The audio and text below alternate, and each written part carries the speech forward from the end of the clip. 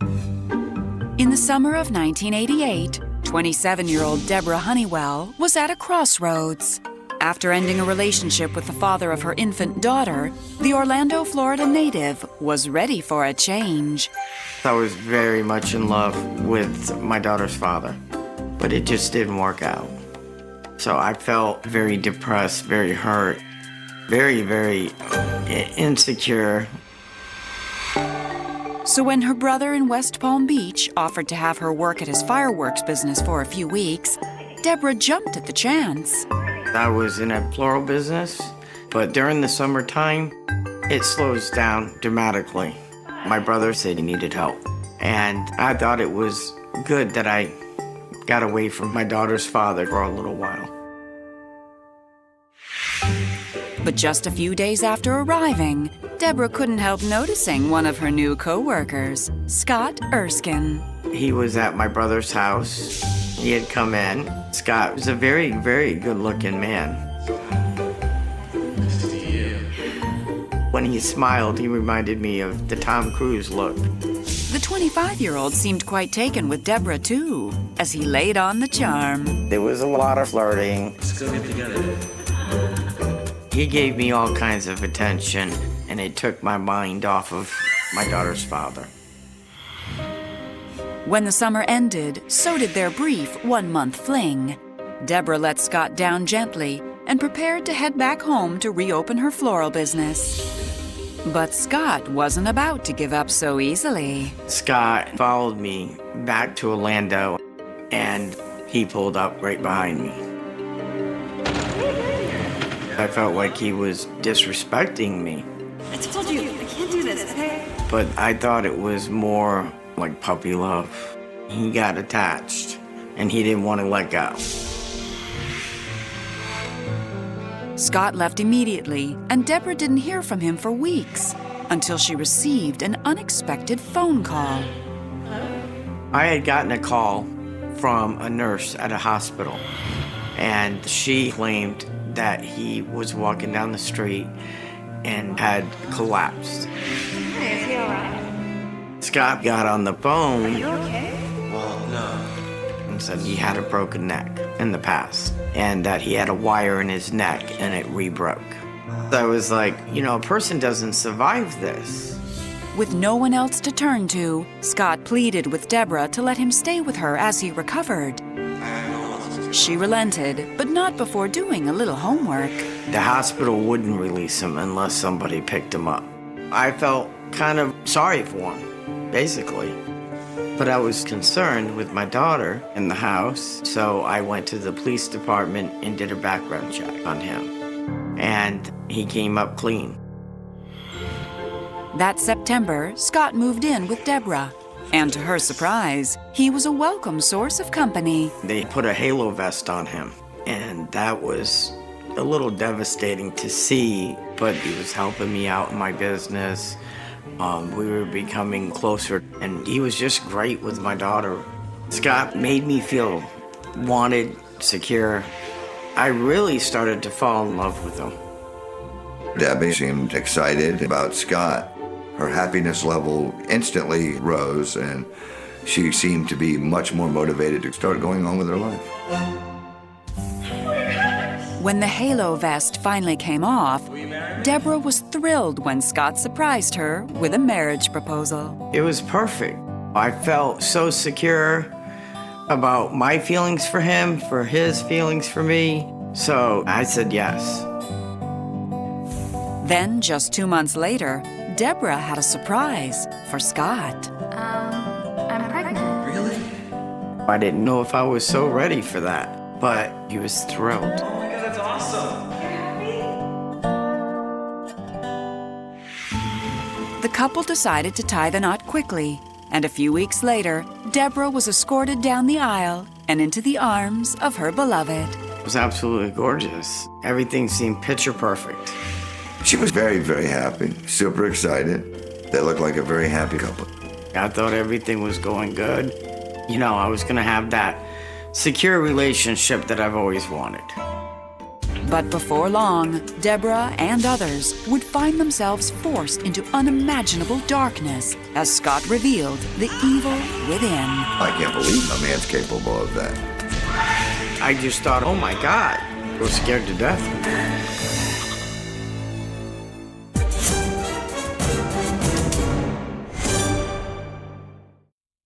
In the winter of 1989, Deborah Erskine and her new husband Scott were preparing for the birth of their first child. We went into our typical everyday life, pretty much right away.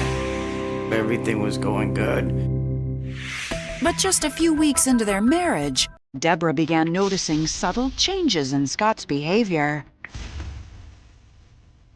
I didn't like him smoking, and he insisted on smoking in the house. And he definitely started drinking more. Please don't smoke in the house. When I confronted him about it, he said, "Get off my back, I can do what I want." This is my house. I make the rules. While he'd once complimented Deborah, Scott was now quick to cut her down. Man, you've got that. What? I'm pregnant, not fat. Debbie told me those things, and I feared that Debbie was going to be let down again, hurt again, and be stuck with 2 children now. Deborah couldn't understand what was happening to her husband. Then, less than a month later, Deborah came home after grocery shopping and immediately sensed that something was wrong. I normally keep the curtains open, and I noticed the curtains were closed. It's too dark in here. It's not too dark. I want them closed. Don't tell me what to do. So I walked into the bedroom, Come back here. and Scott was right behind me, and he pushed me on the bed. He wrapped his hands around my neck, and I started trying to fight him off. He kept choking me, and the more I fought him, the more he pressed down on my neck. I'll kill you. I'll kill all of you. The look in his eyes was just a look that you never forget. And as I'm trying to get away from him, he kicked me in the stomach. When he kicked me, I knew there was something wrong with the baby. With her own life and the life of their unborn child at stake, Deborah made a desperate attempt to get away. My family lived in the same subdivision. I needed to get out of there and get to their house. I don't even know how I got away. Deborah ran out of the house screaming, unaware that Scott was only moments behind her. I really thought he's gonna kill me. She was gasping for air. She said, "He's coming to kill us all."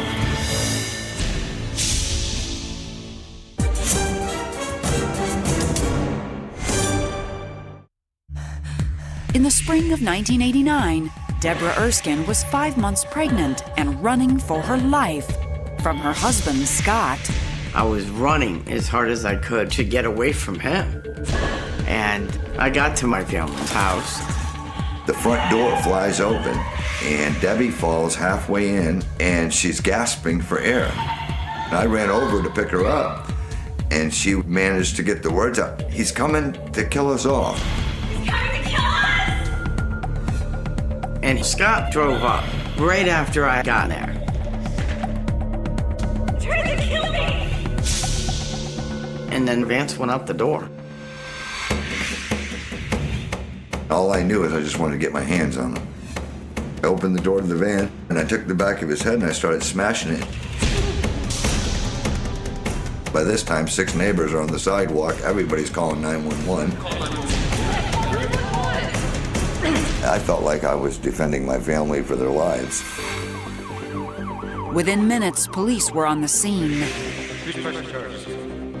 Fearing repercussions, neither Scott nor Vance pressed charges against each other. Once Scott gave his statement, he took off, He's trying to kill me! leaving Deborah to take action. Best thing you can do at this point is get a restraining order. I wanted to press charges.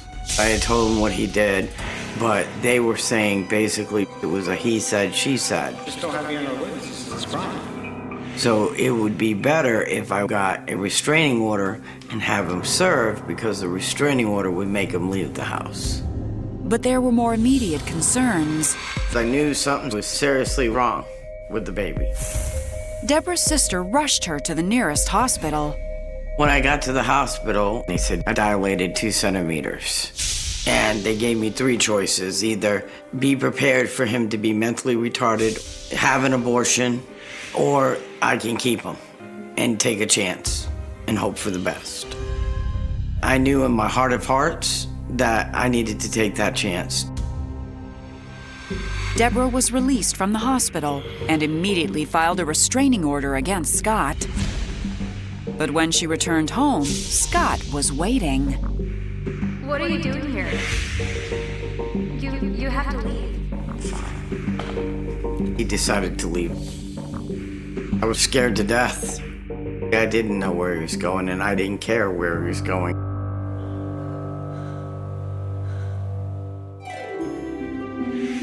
Then on September 24th, Deborah finally went into labor and delivered a healthy baby boy, Brandon. He had all his limbs, his feet, his hands, his toes. I was so happy.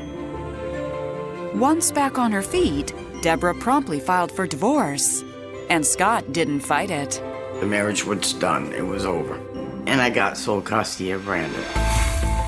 But I always had that fear in the back of my mind, with Scott showing up. And for 4 years, Deborah didn't hear a word from or about Scott. Life was finally starting to feel normal again, when in the fall of 1993, she got an unexpected call from a detective in San Diego, California. They told me that Scott was in jail. He was arrested for rape. I was in such disbelief. Just a few days earlier in San Diego, Scott picked up a woman at a bus stop near his home. Scott invited her up. He then held her captive for about 4 hours, sadistically raping her. She was able to talk him into letting her go. And of course, she went and she reported to the authorities. By March 3rd, 1994, Scott Erskine was found guilty of 10 charges, including rape, and pled guilty to possession of a deadly weapon. I knew he was a lot of things. He was capable, like I said, the look in that eye. Scott Erskine was sentenced to 70 years in prison, and as all prisoners in California, was forced to give a sample of his blood for DNA purposes. I was relieved that I didn't have to worry about him anymore. I felt safe at that point. But little did Deborah know, this was just the tip of the iceberg. Scott was more evil than she could have ever imagined. The years passed, and by the summer of 2002, Deborah was happily raising her 15-year-old daughter and her son Brandon, now 12. My childhood was amazing because I had everything I needed. There was no reason to ask about my father. And everything about my father was a secret. But secrets have a way of coming out, and the whole horrible truth about Brandon's father was about to be exposed. I got a phone call from a detective saying that they needed to come and talk to me right away about Scott. And I'm thinking, oh my God, Scott escaped. Scott Erskine? As soon as I heard Scott Erskine, that caught my attention immediately. I knew my dad's name. So, of course, I agreed for him to come there. You need you to finish your homework in your bedroom. I sent the kids in the back room because I didn't want Brandon to be involved in that conversation. I wanted to listen because I knew she was talking or referring to my father. And when the detective arrived, Deborah sat in stunned silence as he unleashed a story of undeniable horror. There's evil inside of him. I just broke down in tears, just immediately. I was like in shock. What he did was just unspeakable.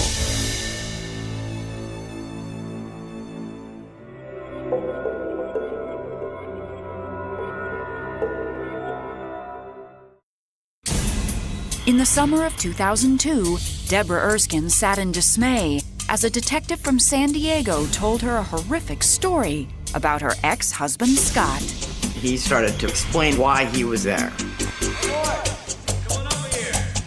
They were investigating a cold case concerning 2 boys that were murdered in San Diego. Scott Erskine, my vehicle. March 29th, 1993, we got a call to report to bodies of 2 young boys found. There was evidence that they were tortured. There was evidence of molestation. And they were strangled. Forensics were able to find cigarette butts, which they were able to extract DNA from. But back in '93, DNA testing was much more complicated and you needed more of the sample. They didn't have a lot of sample, so they waited. Several years later, with advances in DNA, investigators decided to retest the sample.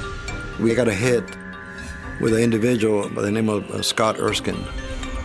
DNA from Scott's 1993 San Diego rape case matched the DNA left at the scene of the 2 murdered boys. And if that wasn't enough, authorities suspected Scott was responsible for another murder in West Palm Beach during the summer of 1989. There was a woman whose body had been found. She was raped and murdered. They also found a cigarette butt at the scene. They were able to get a DNA sample from that, and it matched Erskine's sample. When the detective told me the dates that this person was murdered in West Palm Beach, I knew it happened right at the time that he choked me. I'll kill you! The first thought that went through my mind was, that could have been me.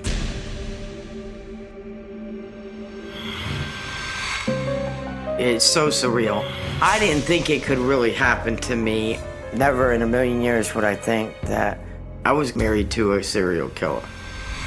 And just when things seemed they couldn't get any worse, Deborah's son Brandon appeared from behind the corner. I walked out into the living room and I told her, I was like, I heard everything. I just broke down in tears, just immediately.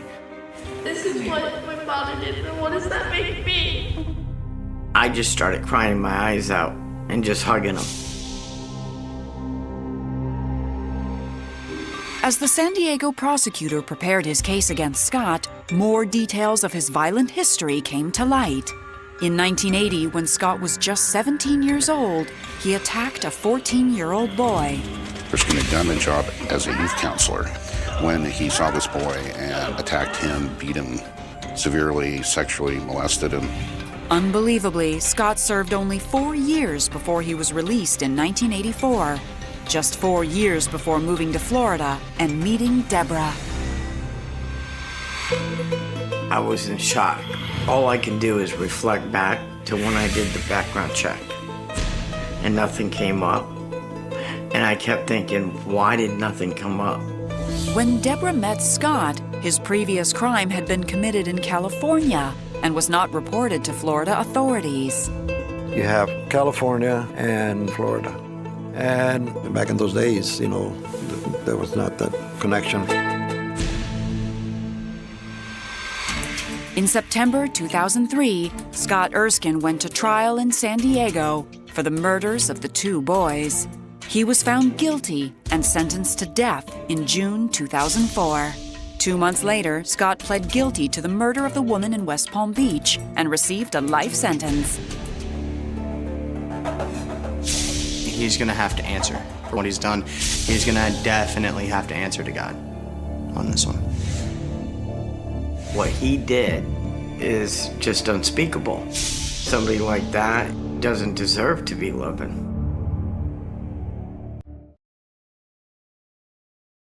Today, Deborah remains grateful she escaped Scott's monstrous clutches.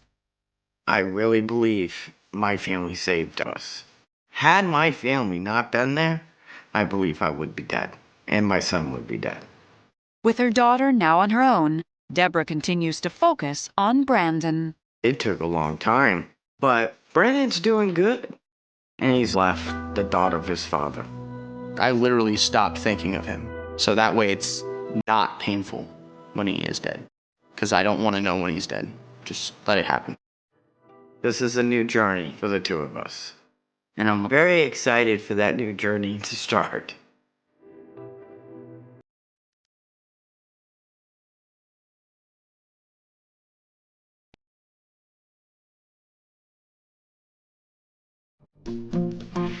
In the fall of 1980, 19-year-old Rob Wedby was focused on his career as he attended college in Knoxville, Tennessee. Well, I was actually studying to be in the insurance business. I worked in the family-owned business. It seemed like a good place to start for me. But when he and a friend cruised the campus strip one night, insurance was the last thing on Rob's mind. My buddy and I were looking for dates. We pulled up to a red light, and there was a couple of girls that pulled up next to us, and they were trying to get our attention. Pull over. So we pulled over, and the girl in the passenger seat, I heard her say, "I get to drive her." I thought she was a cute girl. The young blonde introduced herself as 17-year-old Lisa Outlaw. As the two chatted, Rob found himself impressed by more than Lisa's good looks. She was sports-oriented. We talked about football and boxing. I liked that. It gave us something in common to talk about. Let me give you my number. She wrote her number down, asked me to call her. I was glad that she did it. I'd love to see you guys sometime. Call me. 1 week later, Rob invited Lisa on a picnic lunch and soon realized Lisa's surname matched her slightly rebellious streak. Lisa's family was of modest means. Seemed like there was a little bit of tension there. I got away to Memphis. I hitchhiked. She really wanted to get out of her home. As the pair began dating exclusively over the next year, Rob did his best to keep Lisa distracted from her home life. Lisa enjoyed material things, and he was happy to be able to give her these gifts and see the look on her face when she got it. It meant a lot to him. But by the fall of 1981, Lisa started dropping not-so-subtle hints that she was ready to take the next step.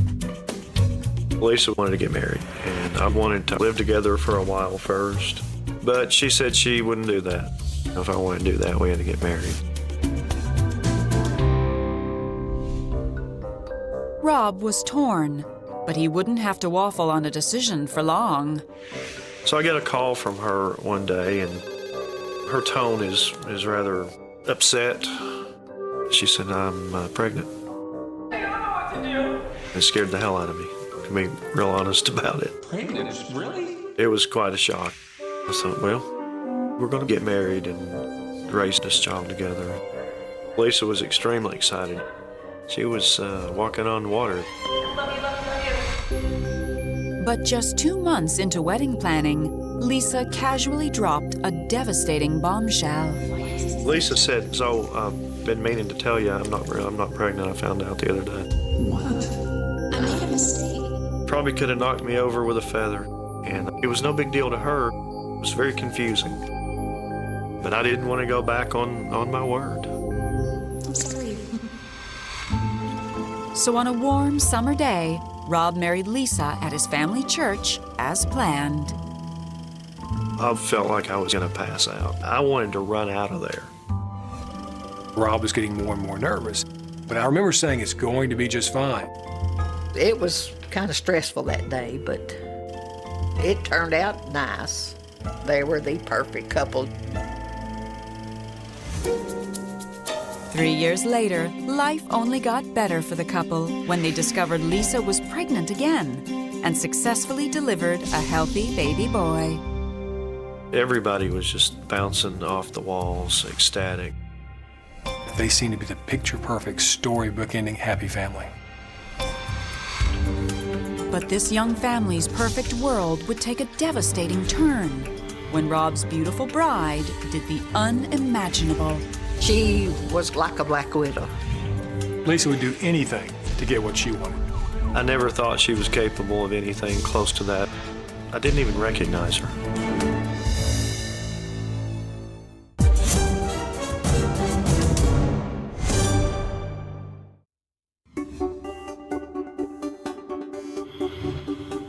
In the summer of 1989, Rob Wedby and his wife Lisa were happily raising their son Justin when they learned they were expecting again, this time with a little girl.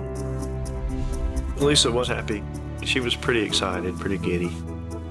Everyone was on cloud 9.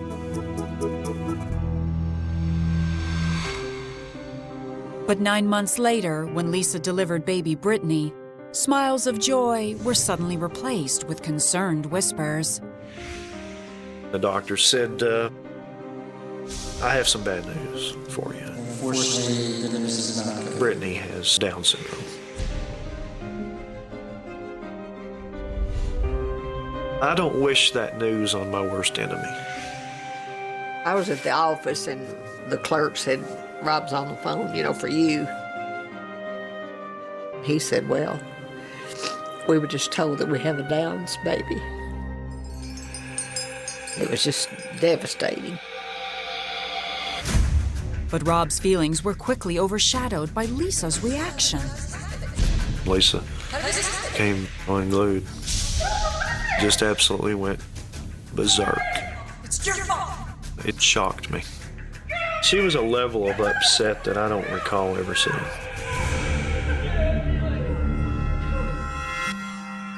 As expected, the first few months with Brittany at home were not easy.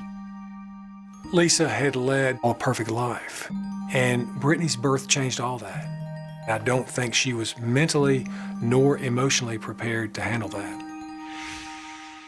Soon, Lisa began spending more time at their local church. Lisa got more and more active in the choir and stayed long after choir practice was over. So I took over a lot of the responsibilities for feeding and taking care of Brittany. Still, Rob was surprised when he started hearing ugly rumors that Lisa was having an affair with the church organist, Michael Frazier. I confronted Lisa about it, and she said, I could do a lot better than Michael Frazier. I thought about it for a minute, and I thought, yeah. So I let it go. But by April 1994, after 12 years together, it was obvious to Rob that his marriage was in serious trouble. Lisa brought up the subject of divorce. She said, I made an appointment with the attorney.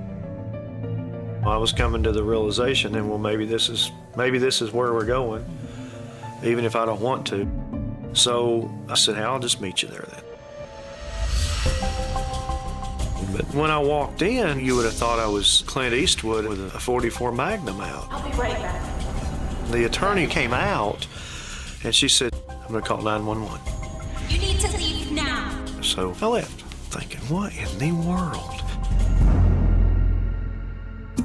Later that night, Rob asked Lisa about the odd response. She said, well, they have a lot of trouble with mad spouses, and that's all I know. And a month later, as Lisa was still considering divorce, Rob was even more confused by another puzzling incident. Up the street comes 2 police cars. They pull in my driveway, and they get out, get their hands on their guns. I'm thinking, whoa. And he said, we got a call about a domestic abuse case at 7600. I said, no, this is 7500. You got the wrong house. When Lisa arrived home moments later, Rob was even more baffled by her reaction. She just blew it off. She said, well, I guess they had the wrong address. Simple as that. Don't worry. So it was very confusing. But by that point, I'm just like, what's next? Rob didn't have to wait long. A few weeks later, Lisa did an about-face that changed everything. She said, I've been thinking about it, and maybe we should have at least one more run at it for the sake of the kids. And I was happy to hear that because that's what I wanted to do. But on June 8th, while Justin was staying with Rob's parents and Brittany was asleep, Rob awoke to a strange feeling. I was in that sort of la-la land, you know, where you're not sure, is this a dream, is this real? And then I could see the silhouette of an arm, a hand, and a knife in it. I knew, at that point, obviously, it's not a dream. In fact, Rob had just woken up to a real-life nightmare. I just cannot imagine the level of terror that he must have felt. There was blood everywhere, and I was screaming for Lisa. I realized that he's not going to let me leave this room alive.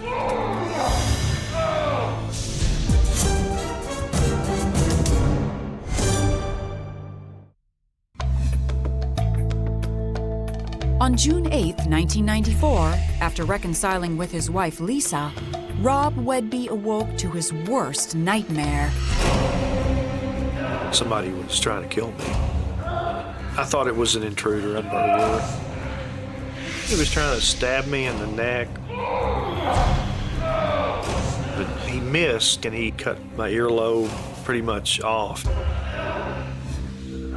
That was an oh my God moment. As blood ran down his neck, Rob struggled for control of the knife.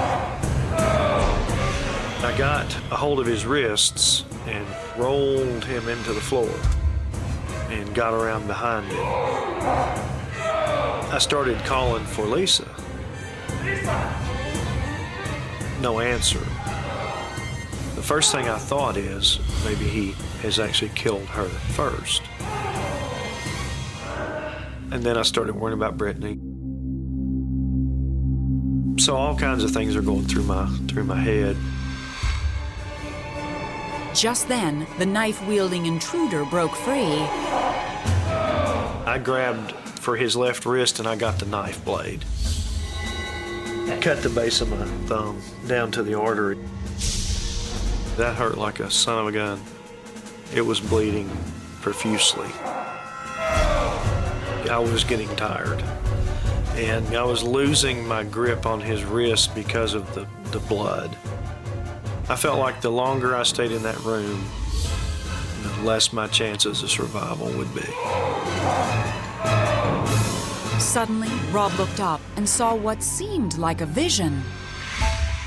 Lisa showed up in the doorway of the bedroom with a baseball bat. My first thought was, all right, she's here to help me. So I'm hollering at Lisa. I said, turn the light on and call the cops. I got him. Lisa, hit him with the bat. She stands there, doesn't react. Then all of a sudden, he chimes in. Lisa, do it now. And in an instant, I recognized his voice. Do it now, Lisa. I said, I know who this is. This is Michael Frazier. There was a moment where everything came clear, and I knew they were in cahoots. Lisa! Lisa! I realized that I had to do something. I'm sweating, my mind's racing, my heart's pounding. So I just stood up with him, raised him over my head as high as I could lift him, and then threw him into the corner. And then I took off. Snatched the bat away from Lisa as I passed her. Desperate, Rob ran to his neighbor's house and called the police. When investigators arrived, they found Brittany safe in her bed, with no sign of Michael or Lisa. But Rob was astounded by what police would uncover. Everyone was in shock. You don't see a case like this every day. It was just so diabolical. I was completely blown away.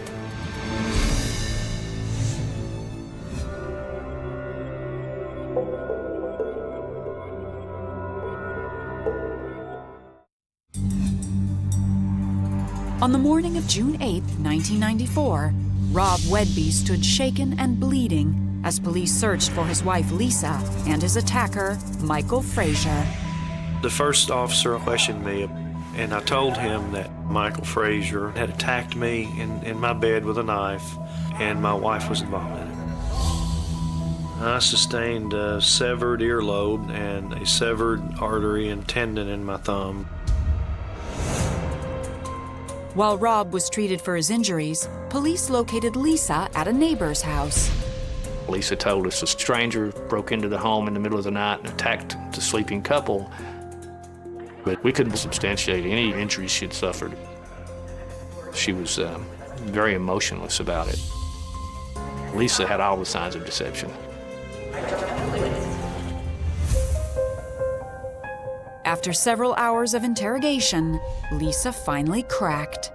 I let Michael in. Lisa admitted to knowing Frazier and letting Frazier into the house at around 8 o'clock. Lisa hid him in the downstairs closet, and she waited on the couch for Frazier to come out and kill her husband.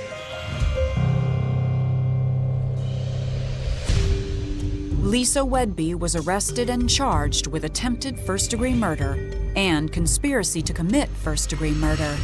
Meanwhile, police located Michael Frazier at his home and arrested him with the same charges.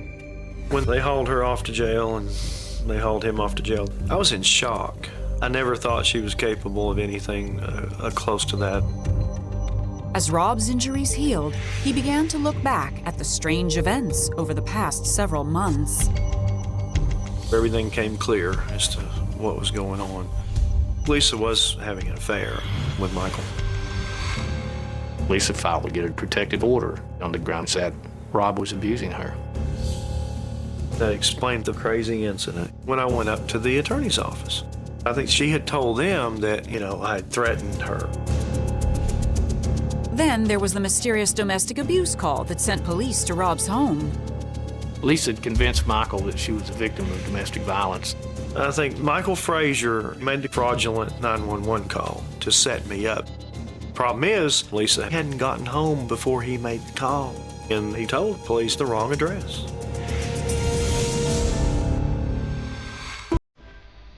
Since their plans were failing every step of the way, the adulterous schemers turned to murder.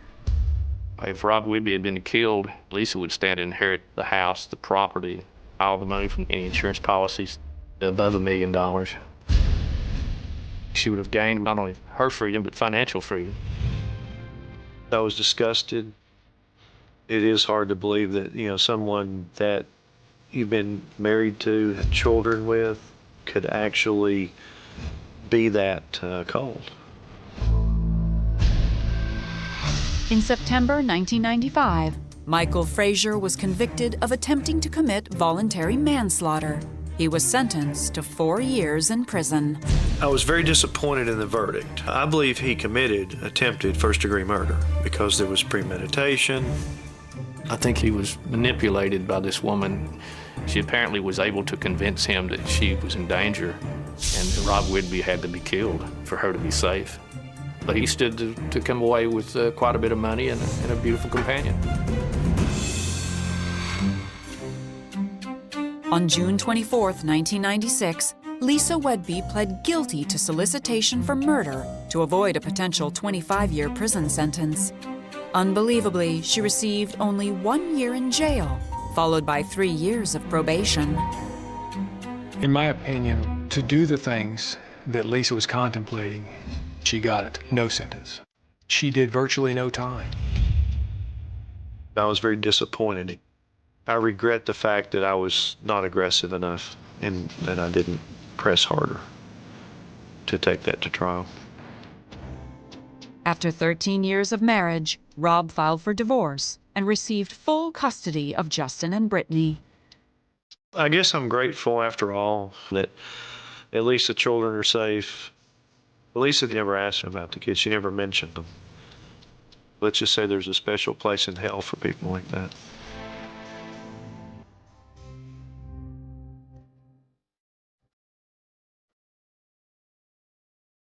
Today, Rob continues to work at the family insurance company and remains a devoted father to his 2 children. It's hard to be a single parent, but my folks did kick in and we became part of a team, I guess. Rob is truly an inspiration. He has remained strong for his family throughout this whole ordeal. Since her release in 1997, Lisa has never reached out to Brittany or Justin. I'll never really understand it. I don't know if a person can really put something this devastating totally behind them, but you don't have to let that, define your life.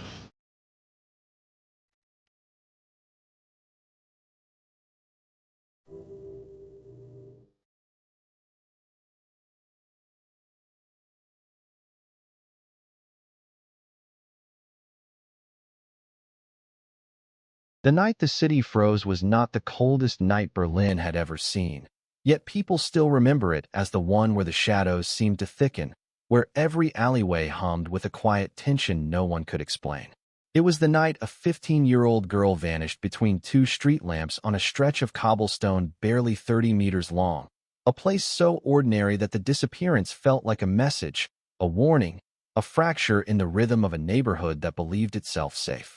Her name was Clara Weiss, a quiet student, a violinist, the kind of child people described as gentle, polite, too soft for a city built on iron and echoes.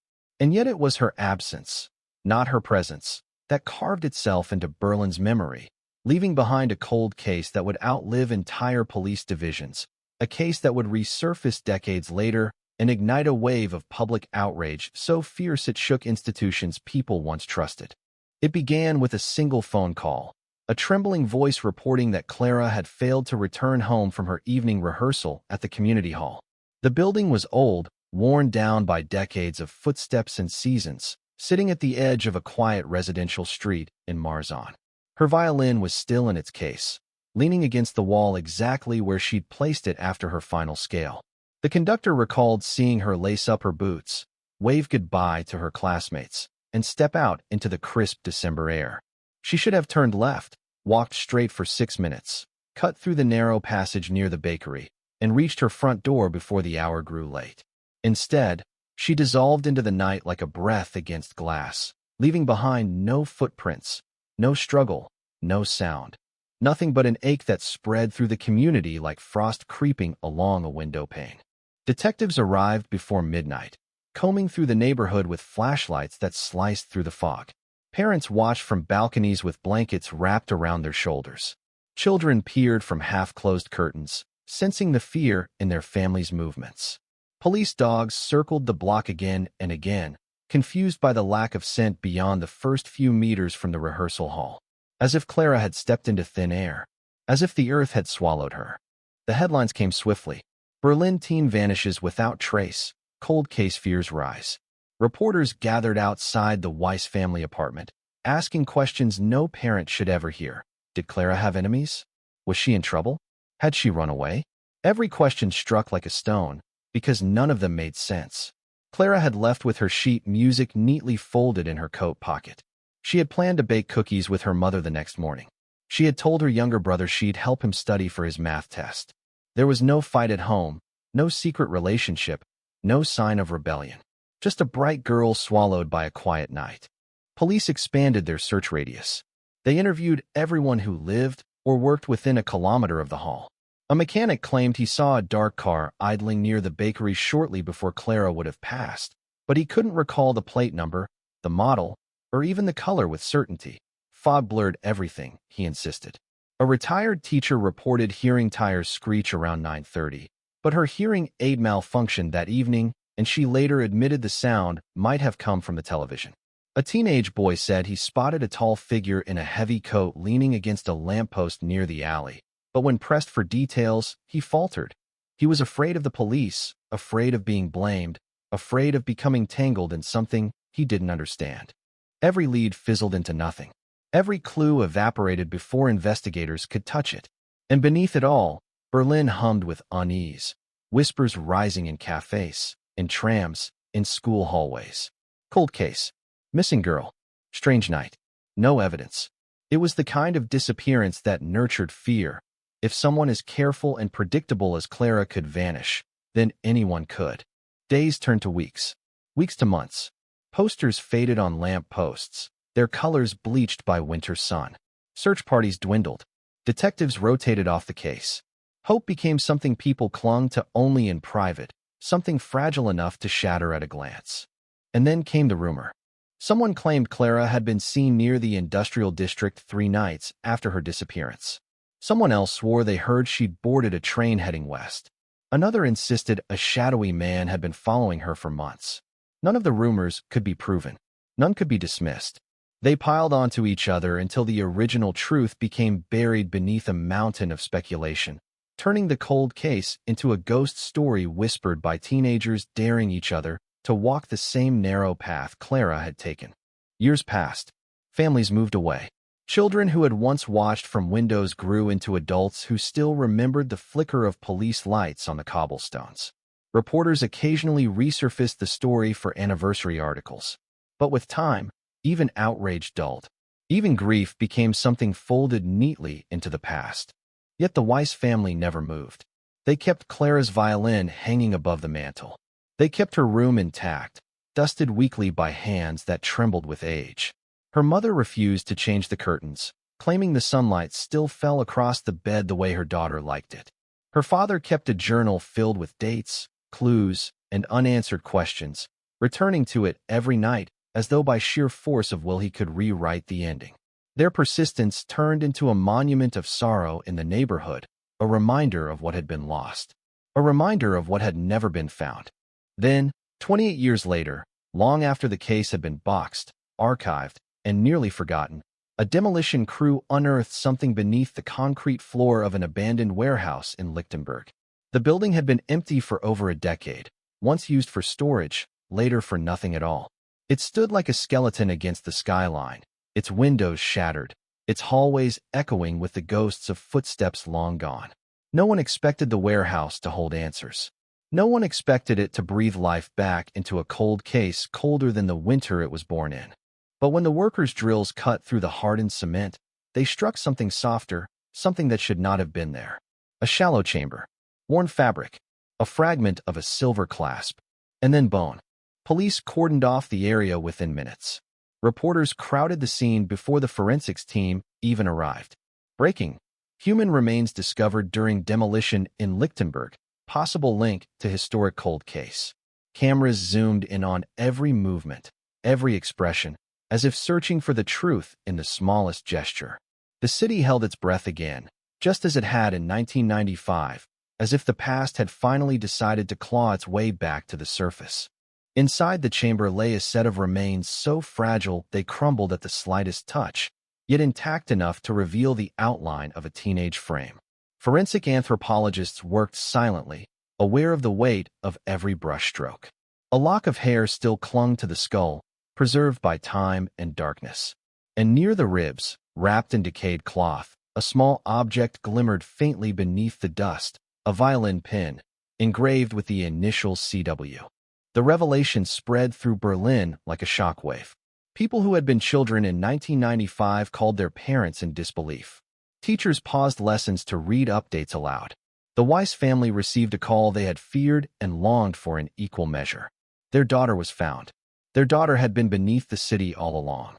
And yet, the truth brought no peace, only a deeper ache, because the discovery raised more questions than it answered. Who had taken Clara to that warehouse? Why was she buried so carefully, so deliberately? Why had no one noticed activity in an abandoned building? How could a crime so precise have left behind nothing for investigators to trace? And perhaps the most haunting question, how many people knew the truth and stayed silent for nearly 3 decades? Berlin buzzed with shock, anger, outrage. Cold case solved. Long-hidden truth triggers public fury. But the truth had only begun to show its face. The city sensed it, the detectives sensed it, and the families who had once feared the night felt a familiar chill rising again. As investigators reopened the case, sifting through old files and forgotten witness statements, they found something unsettling. Something buried not in the ground but in the archives, a detail overlooked, dismissed, or perhaps hidden. A name, a signature, a shadow that had lingered behind the case from the beginning. And when that name resurfaced, quietly, faintly, like a whisper returning after 28 years, Berlin realized the disappearance of Clara Weiss had never been a random act. It had been orchestrated, controlled, managed by someone who understood the city's blind spots, someone who moved through its streets without leaving traces, someone whose silence had protected a truth so dark it was never meant to be unearthed. And now, with the warehouse exposed and the remains identified, the truth was stirring again, alive, restless, ready to drag everyone back into the cold. The reopening of the investigation sent a tremor through the precinct, a low, electric hum that threaded itself through hallways and offices as if the building itself sensed the weight of what had resurfaced. Detectives who were not yet born in 1995 found themselves assigned to a case older than their careers, while veterans who had once walked those fog-covered streets stared at the news with the hollow expression of people being pulled back into a nightmare they had never escaped. Boxes were retrieved from the archives, their labels faded, their corners soft with time. Dust rose in slow spirals as evidence bags were unsealed, files spread open, witness statements laid out like fragile bones waiting to be reassembled. And within those files, the detail that had resurfaced, small enough to miss, strange enough to disturb, began to grow into a shadow stretching across the room. The signature belonged to Officer Harold Kruger, a patrolman who had been assigned to canvass the area the night Clara disappeared. His report was short, almost dismissive. No suspicious activity observed. No persons of interest identified. But at the bottom of his statement, just above the sign-off, lay a note scribbled at an angle, nearly illegible after decades of fading. It read, "Warehouse lights at 2148. Possibly maintenance. We'll follow up." Yet there was no follow-up report. No documentation. No clarification. Just a single line that hinted at something overlooked or concealed. When investigators searched the employment records, they found that Kruger had retired abruptly in 2001, 6 years after the disappearance, and moved to a rural village near Brandenburg. No disciplinary actions on file. No commendations either. Just a quiet, steady career that ended without ceremony. On paper, he appeared unremarkable, but in a cold case defined by silence, even the most unremarkable shadow could become significant. Detective Lena Hartmann, newly appointed lead investigator, examined the file with a growing sense of unease. Her eyes lingered on the warehouse note, imagining the scene as it had been nearly 3 decades earlier. A building that should have been dark, empty, forgotten, suddenly illuminated at an hour when no maintenance crew was scheduled. She pictured Kruger standing across the street, breath fogging in the cold, watching the flicker of lights inside a place that should have been asleep. And then she imagined him writing a single note and never mentioning it again. "Why mark it if he wasn't going to report it?" asked a young analyst, leaning over her shoulder. Lena didn't answer, because the possibilities forming in her mind were worse than any conclusion she could say aloud. Meanwhile, across Berlin, the discovery of Clara's remains drew crowds to the demolition site, transforming the warehouse into a macabre landmark. People left flowers near the barricades. Others left candles. Some stood silently, staring at the cracked concrete as though waiting for the ground itself to confess. Anger simmered beneath the grief. The public demanded answers, names, motives, accountability. How had a teenage girl vanished and ended up entombed beneath a warehouse floor without a single clue pointing investigators there? Why had no one noticed? Why had the case stagnated? Every unanswered question ignited another spark in a firestorm of outrage that spread through news outlets, radio programs, and social media feeds. But outrage does not solve a case. Clues do. And the first new clue emerged from the forensic lab 3 days after the remains were uncovered. Under a fragment of cloth near Clara's shoulder, examiners found traces of a synthetic adhesive containing a rare industrial polymer used only in specific products manufactured during the late 1980s and early 1990s.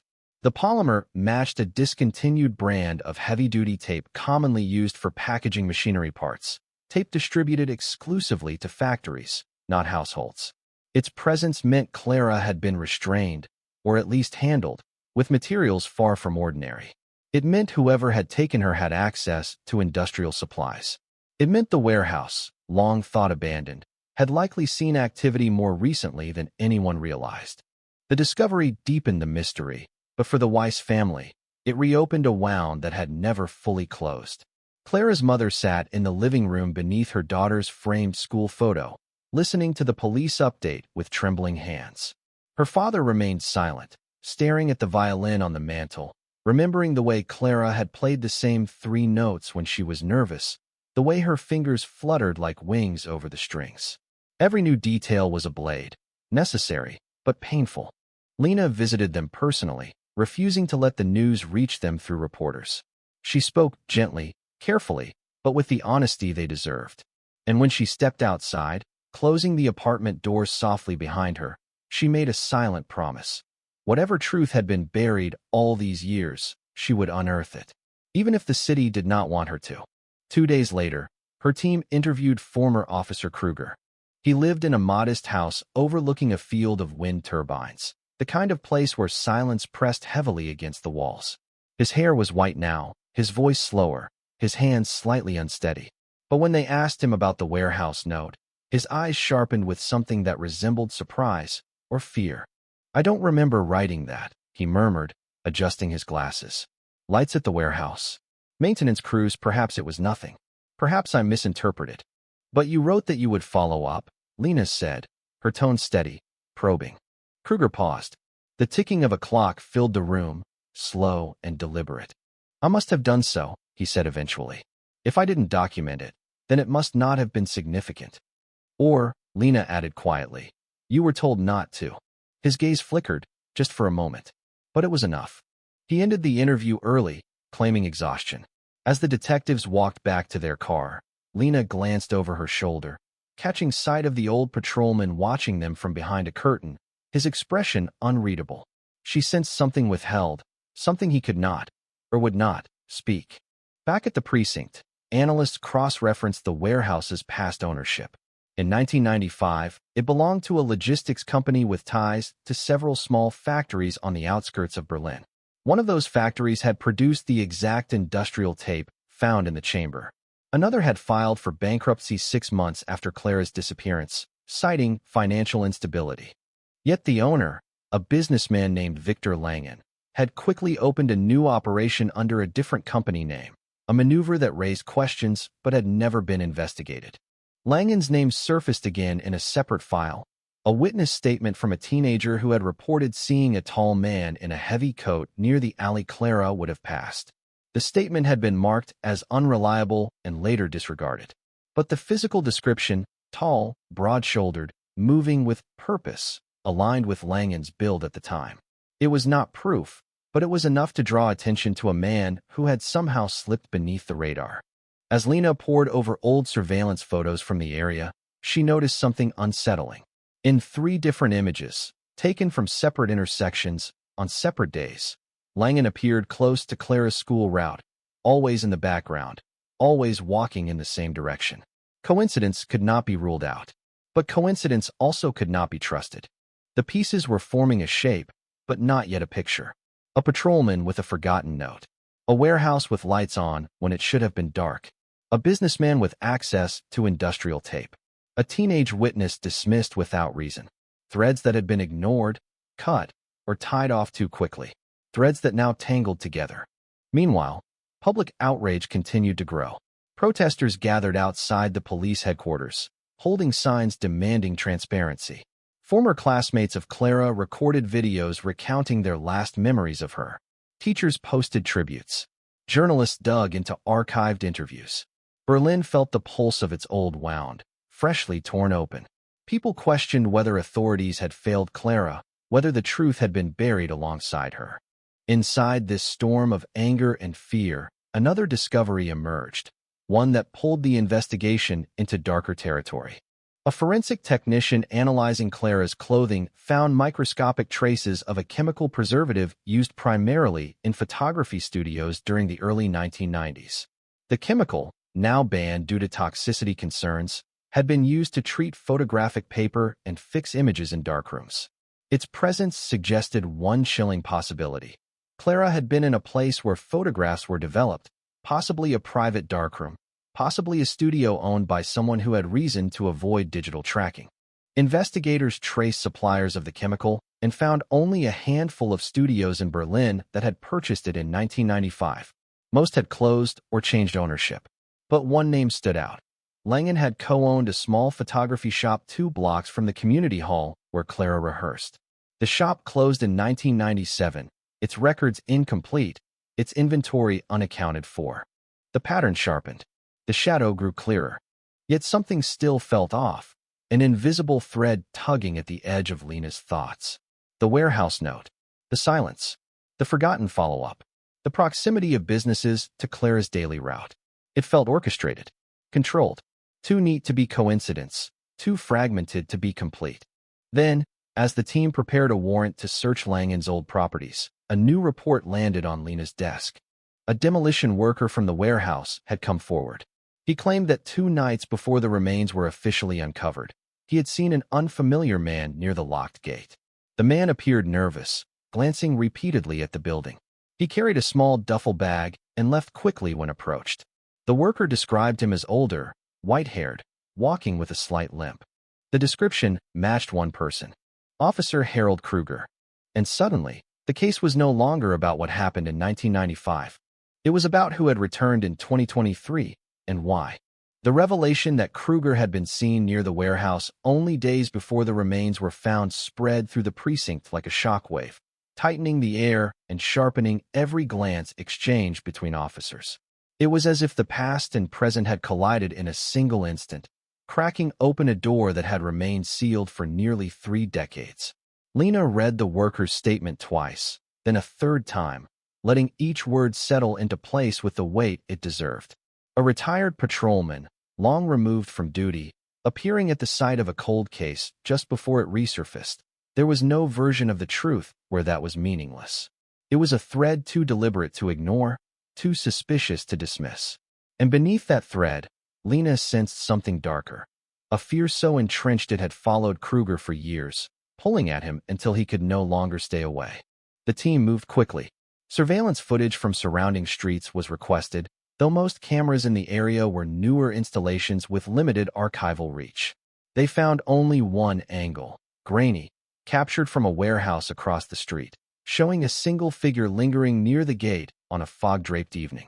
The quality was poor, but the posture, the slow, deliberate gait, the shape of the shoulders beneath the coat it aligned with Kruger's profile. He stood there for several minutes, staring at the building as though wrestling with something inside him, as though torn between silence and confession.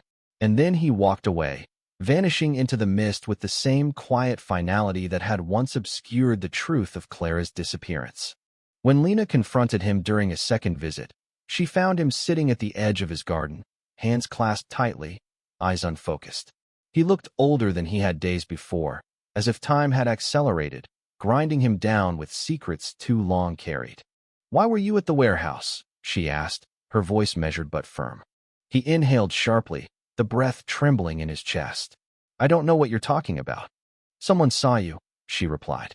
"They described you clearly." Silence. A heavy, suffocating silence. Then he whispered, "Some things don't stay buried." It was not an admission. It was not a denial. It was a fracture, a crack in a wall he had spent decades holding up.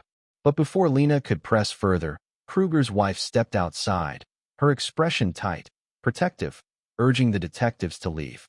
The door closed behind them with a finality that made Lena's instincts flare. Something was unraveling, and Kruger was afraid of it. Back at the precinct, the search warrant for Langan's former properties was approved.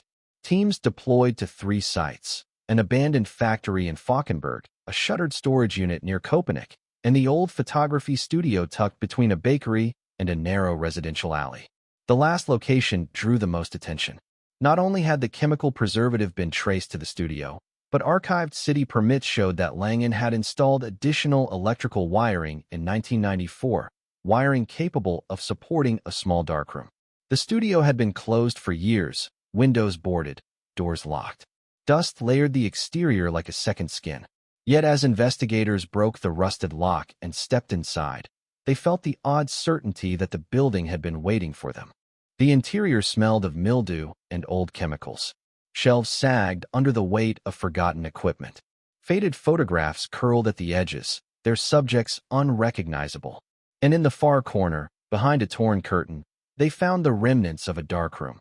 The trays, the red bulb, the chemical stains etched into the tile. But more disturbing was the discovery beneath a loose panel in the floor.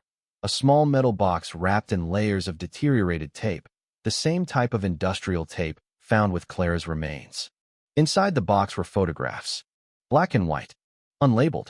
Some blurred. Some too sharp. Images of children walking home from school, students leaving bus stops, teenagers lingering at intersections. Faces partially obscured, captured at a distance as though the photographer had watched them from the shadows. And among them, Clara, in 3 separate photographs. The same coat she wore the night she disappeared. The same route she always took. One image showed her glancing over her shoulder, unaware she was being followed. Another showed her stepping into the narrow passage beside the bakery. The third, taken mere minutes before she vanished, captured her mid-step, 1 foot lifted from the cobblestone, frozen in time. The room fell silent as investigators stared at the pictures. It was no longer a cold case. It was surveillance. Planned. Intentional. Someone had tracked her. Someone had studied her. Someone had chosen the moment. Lena felt her stomach tighten as she sorted through the photographs. Most of the children were never identified. Some might still be living in Berlin, unaware they had once been marked by the lens of an unseen watcher. Others might have moved away. But Clara's images were different. They were closer, clearer, more precise. Whoever had taken them hadn't just observed her. They had targeted her. The signature on the studio lease confirmed the connection. Langen. His handwriting curved elegantly, confident strokes that seemed out of place amid the decay. He had owned the studio from 1991 to 1997. He had installed the darkroom. He had access to the tape. He had been photographed walking the same routes Clara used. And yet, he had never been questioned in depth, never scrutinized, never treated as more than a passing name in a witness statement. The oversight felt deliberate now, not accidental. As the report unfolded across the precinct, tension thickened. Officers whispered in corners. Analysts exchanged glances. The protests outside intensified. Berlin wanted a name, a face, an answer. And for the first time, the investigation had a viable suspect. But as they prepared to bring Langen in for questioning, they discovered something chilling. He was gone. Neighbors reported seeing him load a suitcase into his car the previous evening. He had driven away calmly, nodding to those who waved. No sign of panic, no rush, no indication he knew investigators were closing in. It was too calm, too timely, almost as if someone had warned him. Lena reviewed the timeline with mounting dread. The warehouse remains were discovered 3 days ago. Kruger had been seen at the site 2 days before that. Langen fled last night. And somewhere between those events lay a connection, a thread tying a retired patrolman to a businessman who had slipped through the cracks of an old investigation. She considered the possibilities. Had Kruger known something all these years? Had he been complicit? Had he been threatened? Or worse, had he been trying to stop the truth from resurfacing, only to find it rising anyway? But before she could draw conclusions, another shock struck the investigation. A forensic analyst called her from the lab, urgency thick in his voice. He had found something new, something overlooked in the initial examination of Clara's remains. Embedded deep within a fragment of fabric, likely part of her coat, was a tiny metal shard, no larger than a fingernail. The shard bore a serial imprint, partially eroded but still legible under magnification. It matched a manufacturing batch used exclusively in a set of custom locking devices installed in the Lichtenberg warehouse in 1993, 2 years before Clara disappeared. The implication was unmistakable. She had been inside that warehouse long before her body was hidden beneath it. And on one of the old repair logs associated with those locking devices was a signature, faded but readable. H. Kruger. The discovery hit Lena like a blow. A patrolman reporting lights at the warehouse. A missing follow-up note. A return to the site decades later. And now, evidence placing his name on maintenance records tied directly to the space where Clara had been held. Had he known? Had he seen something? Had he been involved? The answers lay somewhere between guilt and silence, somewhere between fear and obedience. And as the wind sharpened outside the precinct windows, carrying the echo of distant sirens, Lena felt the case shift beneath her feet, tilting toward a truth more twisted than anything she had imagined. That evening, police returned to Kruger's home to request further questioning. But when they knocked, no one answered. The lights were off, the curtains drawn, the house silent. And through the window, illuminated only by the moon, they saw an overturned chair, a broken glass, and a note lying on the table, its edges fluttering slightly in the draft. Lena pushed the door open, heart pounding, and stepped inside. The note was written in Kruger's shaky hand, a single sentence stretched across the page like a confession carved into stone. I tried to stop him, and beneath it, a second line, fainter, almost trembling. You're already too late. The note lay on the table like a wound, its message stark, trembling, final. Lena stared at the handwriting, tracing the jagged strokes of each letter as though they might reveal the tremor of the man who wrote them. I tried to stop him. The sentence felt less like a confession and more like the crack of a dam. Pressure built over decades finally bursting into a release soaked in fear.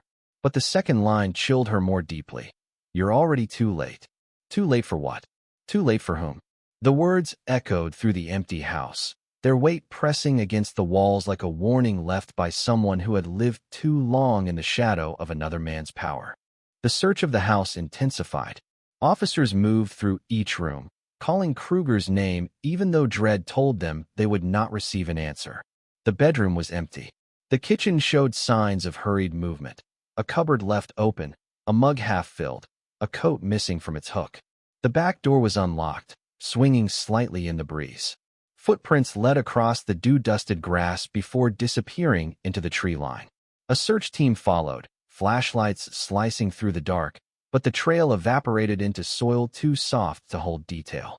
It was as if Kruger had slipped into the woods the same way Clara had slipped into the night. One moment present, the next swallowed whole. But unlike Clara, Kruger had left a message. A breadcrumb. A confession wrapped in regret. As forensic teams examined the note, Lena's mind churned through the implications. If Kruger had tried to stop someone, then he had known about the threat. He had known about Langen.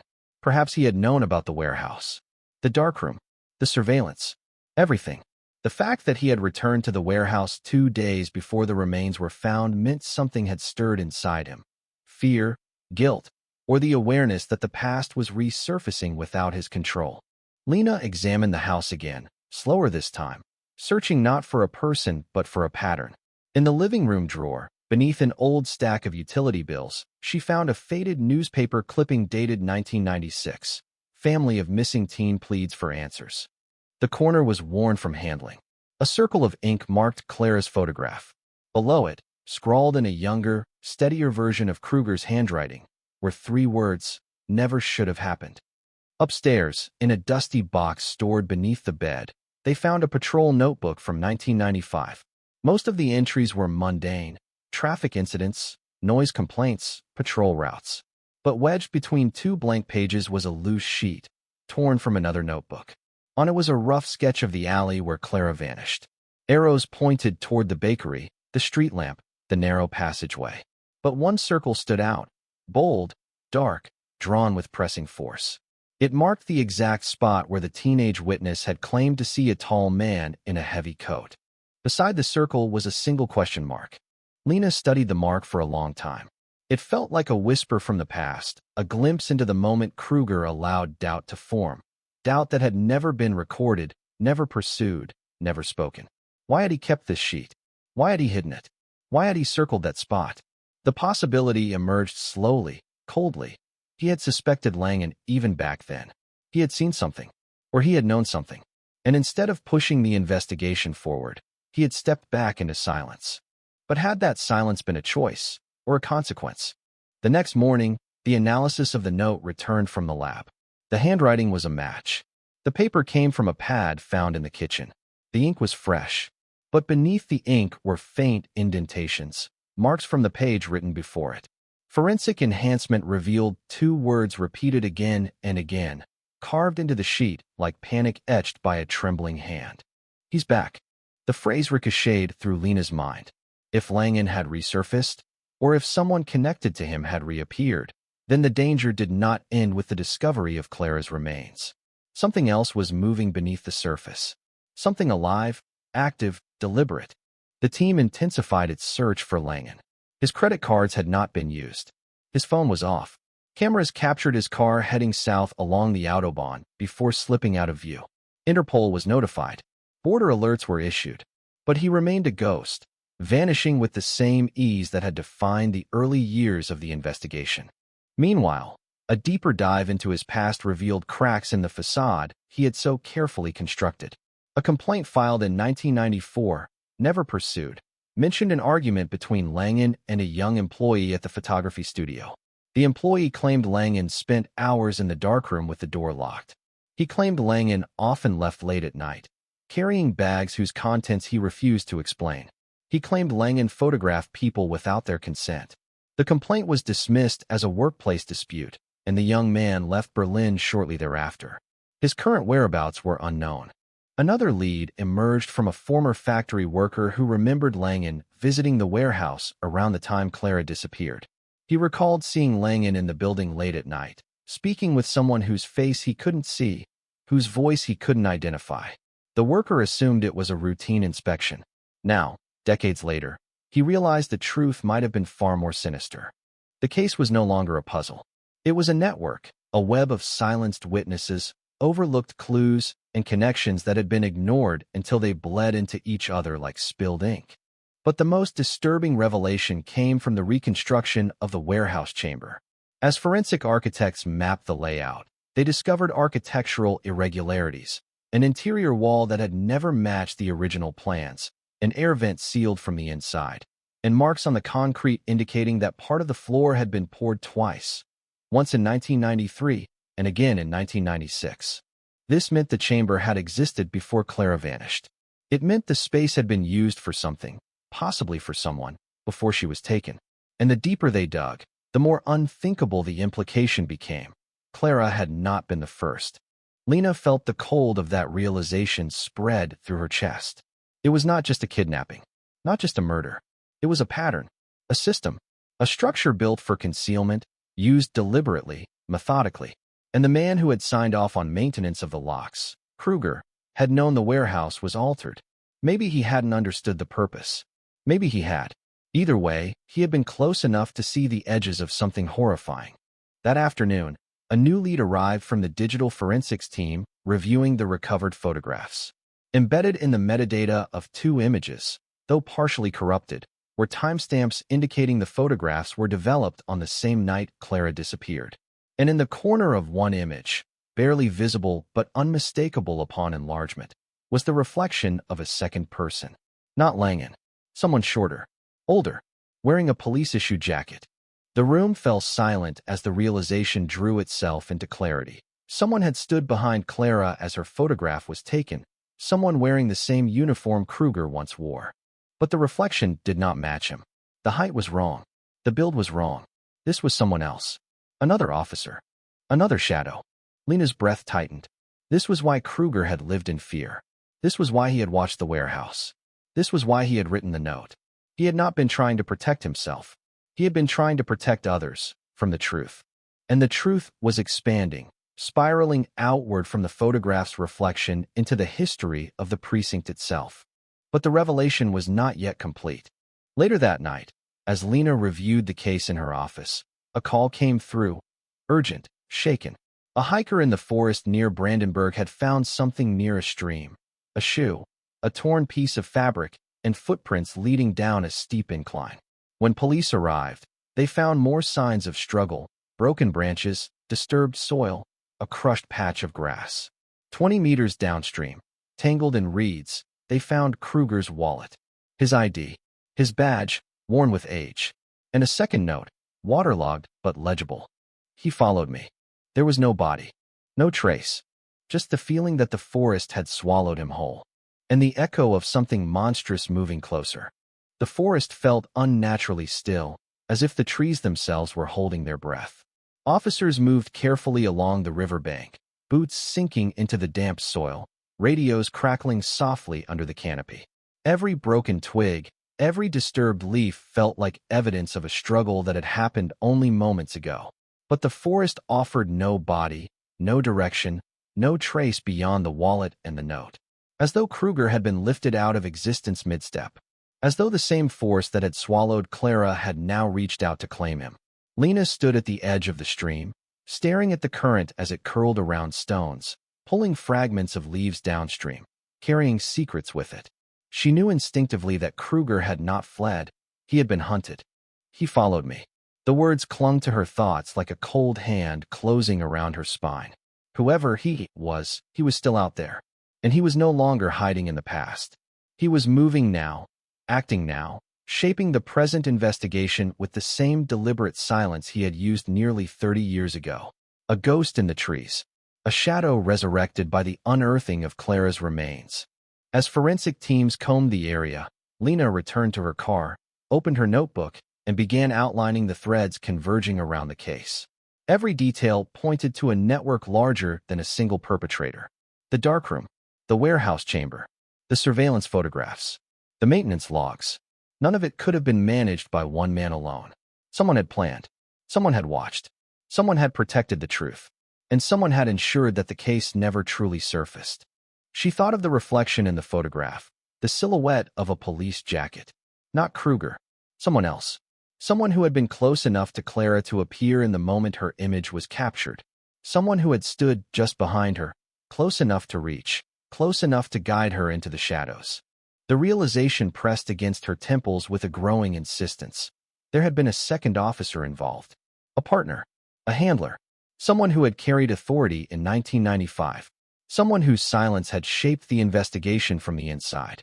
When she returned to the precinct, she requested the full list of officers assigned to the case in its first 48 hours. 21 names. 8 still living in Berlin. 5 transferred abroad. 4 retired. 3 deceased. 1 missing temporarily. 1 who had left the force abruptly without explanation. That last name hung in the air like a whisper. Officer Marcus Keller. Keller had been a senior patrolman in 1995, known for his charisma, his sharp instincts, and his ability to navigate the politics of the precinct with disarming ease. He had filed only 1 report on the night Clara disappeared, a routine patrol note with nothing unusual recorded. But colleagues recalled he had arrived late that night. He had stepped out for a long break. He had returned tense, distracted. The memories were faded, softened by time, but the details still mattered. He had resigned from the force in 1998, officially due to personal reasons. Unofficially, rumors claimed he had been involved in internal disputes. Others whispered about missing evidence in several cases he handled. Nothing was ever proven. Nothing was ever pursued. He moved to Leipzig for a few years, then vanished from public records. Vanished the same way Clara had. Lena stared at Keller's faded photograph, angular jaw, narrow eyes, a smile that didn't quite reach them. The kind of face that could appear welcoming at first glance, but was lined with calculation upon closer examination. If Keller had followed Kruger, if Keller had been the reflection in the photograph, then the case was no longer about a businessman or a warehouse. It was about a man who had worn the same uniform Lena wore now. A man trusted by the city. A man who had used that trust as a cloak. But the question pressed harder with each breath. Was Keller acting alone? Or had Langen been only one piece of something larger? Before the team could dig deeper, a new report arrived. This time from a witness who had not spoken in nearly 3 decades. A former janitor from the neighborhood where Clara rehearsed had come forward after seeing the news, his voice shaking as he admitted he had seen a police officer talking to Clara the night she vanished. He remembered the officer placing a reassuring hand on her shoulder, guiding her toward a parked car. He had assumed at the time that Clara was in trouble at home, that the officer was helping. He had never questioned it. When asked to review old photographs of officers, the man hesitated only briefly before pointing tremblingly to one face. Keller. The confirmation detonated through the precinct like a rupture, tearing open the divide between suspicion and certainty. Keller had taken Clara. Keller had guided her into the night. Keller had driven her to a warehouse that had already been altered, and Langen had been waiting. This changed everything. The partnership between Keller and Langen was no longer speculative. It was foundational. Keller had used authority to move unnoticed. Langen had used infrastructure to conceal. The warehouse chamber had been prepared. The darkroom had been active. The photographs had been collected. The tape had been stored. The truth had been buried. But if Keller was alive, if he had followed Kruger into the forest, then he was still watching, still moving, still trying to keep his secrets from surfacing. As anger rose in the city, as protests grew louder, as Clara's name appeared on banners carried through the streets, Keller remained invisible. No digital footprint, no bank activity, no confirmed sightings. Yet the shadow of his presence began to stretch across the investigation. Anonymous calls reporting suspicious figures near officers' homes. Unmarked cars parked near the precinct. Files temporarily missing, then returned, misfiled. A sense of being watched. The steady pulse of danger tightening around the case. One night, as Lena left the precinct long after dark, she noticed a figure standing beneath a street lamp across the road. Tall, still, watching her. She froze, her breath forming a thin mist in the air. But when she stepped forward, the figure turned and walked into the shadows, disappearing before she could reach the sidewalk. No footprint remained. No trace. Only the lingering sense that Keller had come close enough to evaluate her, to measure her, to decide something about her. She drove home slowly, checking her mirrors, every light change feeling like a calculated moment. When she finally reached her apartment, she found a small envelope taped to her door. No name, no markings. Inside was a single photograph, black and white, taken recently. It showed her walking out of the precinct earlier that evening. The angle suggested distance, medium height, a slight elevation, likely taken from the pedestrian overpass across the street. On the back of the photograph was a single handwritten question. Do you know who you're chasing? The word struck like a blade. Because Keller was not asking if she knew him. He was asking if she understood what he was. And the truth was she didn't. Not yet. But the next morning, a breakthrough emerged. A retired officer, prompted by the recent headlines, contacted the precinct.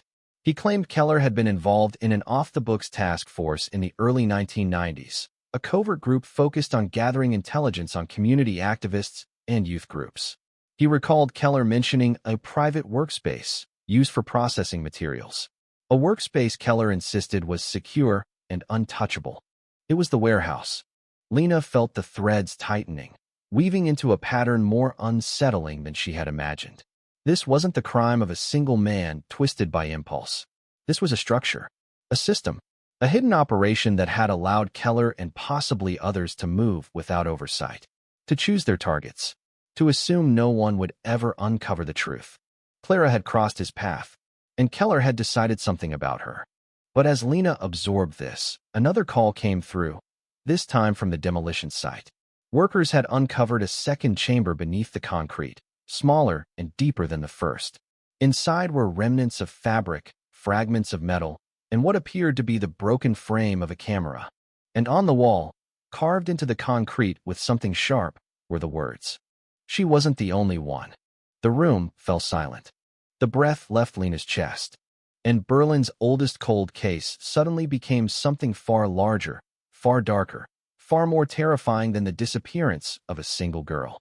The second chamber changed the texture of the investigation entirely. Until that moment, the case had been a descent into the truth behind a single disappearance. But the message carved into the concrete, she wasn't the only one, shattered the boundary of what anyone had imagined. Suddenly, the cold case was no longer an isolated tragedy. It was a doorway, a corridor of unanswered disappearances stretching back years, maybe even decades, echoing with the silence of victims no one had known to look for. Lena stood at the lip of the chamber, staring into the darkness, feeling something cold uncoil at the base of her spine. The words had been scratched with force, with desperation, with the last strength of someone determined to leave behind a signal even as the world closed in around them. Whoever carved it had fought to be heard, and they had failed until now. Forensic teams descended with lights and measuring tools, mapping the chamber's dimensions, searching the floor for bone fragments, fibers, anything that might speak through the silence. The broken camera frame drew immediate attention. Its metal was rusted, warped, but on the side panel, beneath layers of debris, investigators found a serial number traced to a model produced in limited quantities between 1990 and 1994. Only 50 units existed in Berlin, and of those 50, one had been registered to a photography studio under a single name, Victor Langen. The circle tightened further. The metal fragments near the walls, when cleaned and analyzed, revealed the remnants of shackles, not the kind found in warehouses for industrial use. Smaller, human-sized, the iron bore scratches, fractured patterns indicating attempts to break free. It was, unmistakably, a holding space. And beneath a thin layer of cement dust, the forensic team found something else, a strand of hair. Not Clara's. Longer, darker, a different sequence of proteins. A different victim. The moment the lab confirmed the difference, a silence fell across the forensic tent, the kind that settles before a storm. They had uncovered evidence of another disappearance. One the city had never recorded, one no family had reported, one that existed only in the shadows of a warehouse designed to consume people whole. Lena felt her chest tighten. The idea that Clara had not been targeted alone meant that Keller and Langen had operated with purpose, with system, with selectivity. They had chosen. They had watched. They had followed. And they had done it more than once. As public outrage grew to a roar, the police commissioner held a brief press conference. Carefully worded, fragile with caution. He acknowledged the discovery of the second chamber. He refused to speculate on the implications. But the internet did not wait for certainty. Forums lit up with speculation about missing children from the 1990s, unsolved disappearances, runaways who had quietly faded from record. The name Keller began circulating like a curse. The warehouse became a symbol of betrayal, and reporters, hungry for answers, camped outside the precinct day and night. Inside the storm, Lena focused on the patterns. The chambers, the darkroom, the photographs, Keller's role, Langen's infrastructure, and above all, the timing. If the second chamber had been sealed earlier than the first, and preliminary evidence suggested so, then the operation had evolved. The early victim had been held in the deeper chamber, one built with rougher materials, less precision. Clara's chamber had been refined, reinforced, meticulously concealed. The crime had been perfected over time, the process streamlined, and the perpetrator had become more confident. But confidence only lasts until something threatens the system. That threat had been Kruger, and now he was missing. As the investigation broadened, a new lead emerged, not from Berlin, but from Dresden. A retired social worker had seen the news and recognized the serial number of the broken camera. She claimed that in 1993, a young girl had come to her office terrified, insisting she was being followed by a man with a camera. The girl described him as tall, with narrow eyes, a police officer's presence, and a voice that made her freeze. The social worker had filed a report. The report had been forwarded to the Berlin precinct because the girl commuted between the two cities for school. The report had been stamped, logged, and then quietly closed. The signature that closed it belonged to Officer Marcus Keller. The girl disappeared 6 months later. She had never been found. Her name had been filed as a runaway. Suddenly, the second chamber had a face. As if summoned by the revelation, a technical analyst approached Lena with urgent results from the enhancement of the letters carved into the concrete. Beneath, she wasn't the only one. Faint scratches formed a second line, nearly eroded by time. He comes back. The phrasing, the repetition, it echoed Kruger's note.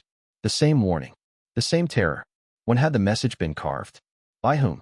The lab estimated the marks were nearly 30 years old, matching the time of the first chamber's sealing.